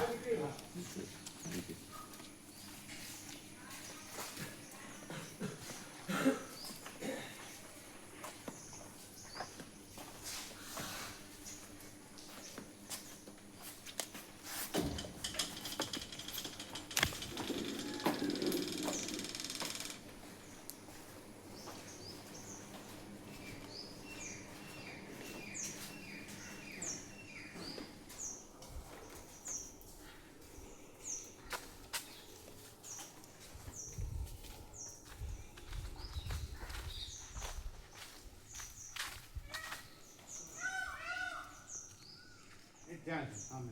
હા પણ જાડું સૂકું થડ છે ને ઊંચું, હા આખું સૂકું થડ હા હા એમાં ઓકે આવી ગયું ને. હા એટલે એકદમ એ તો જાહેર કહેવાય, આવતા જતા હા પેલું જ બરાબર છે. પાંચે બરાબર.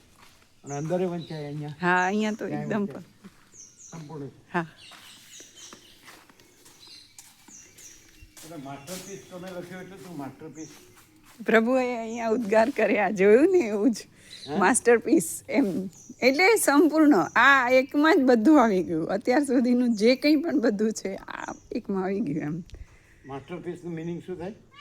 માસ્ટરપીસ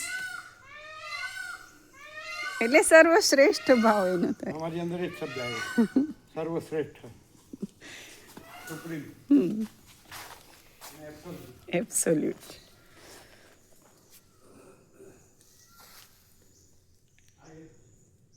હા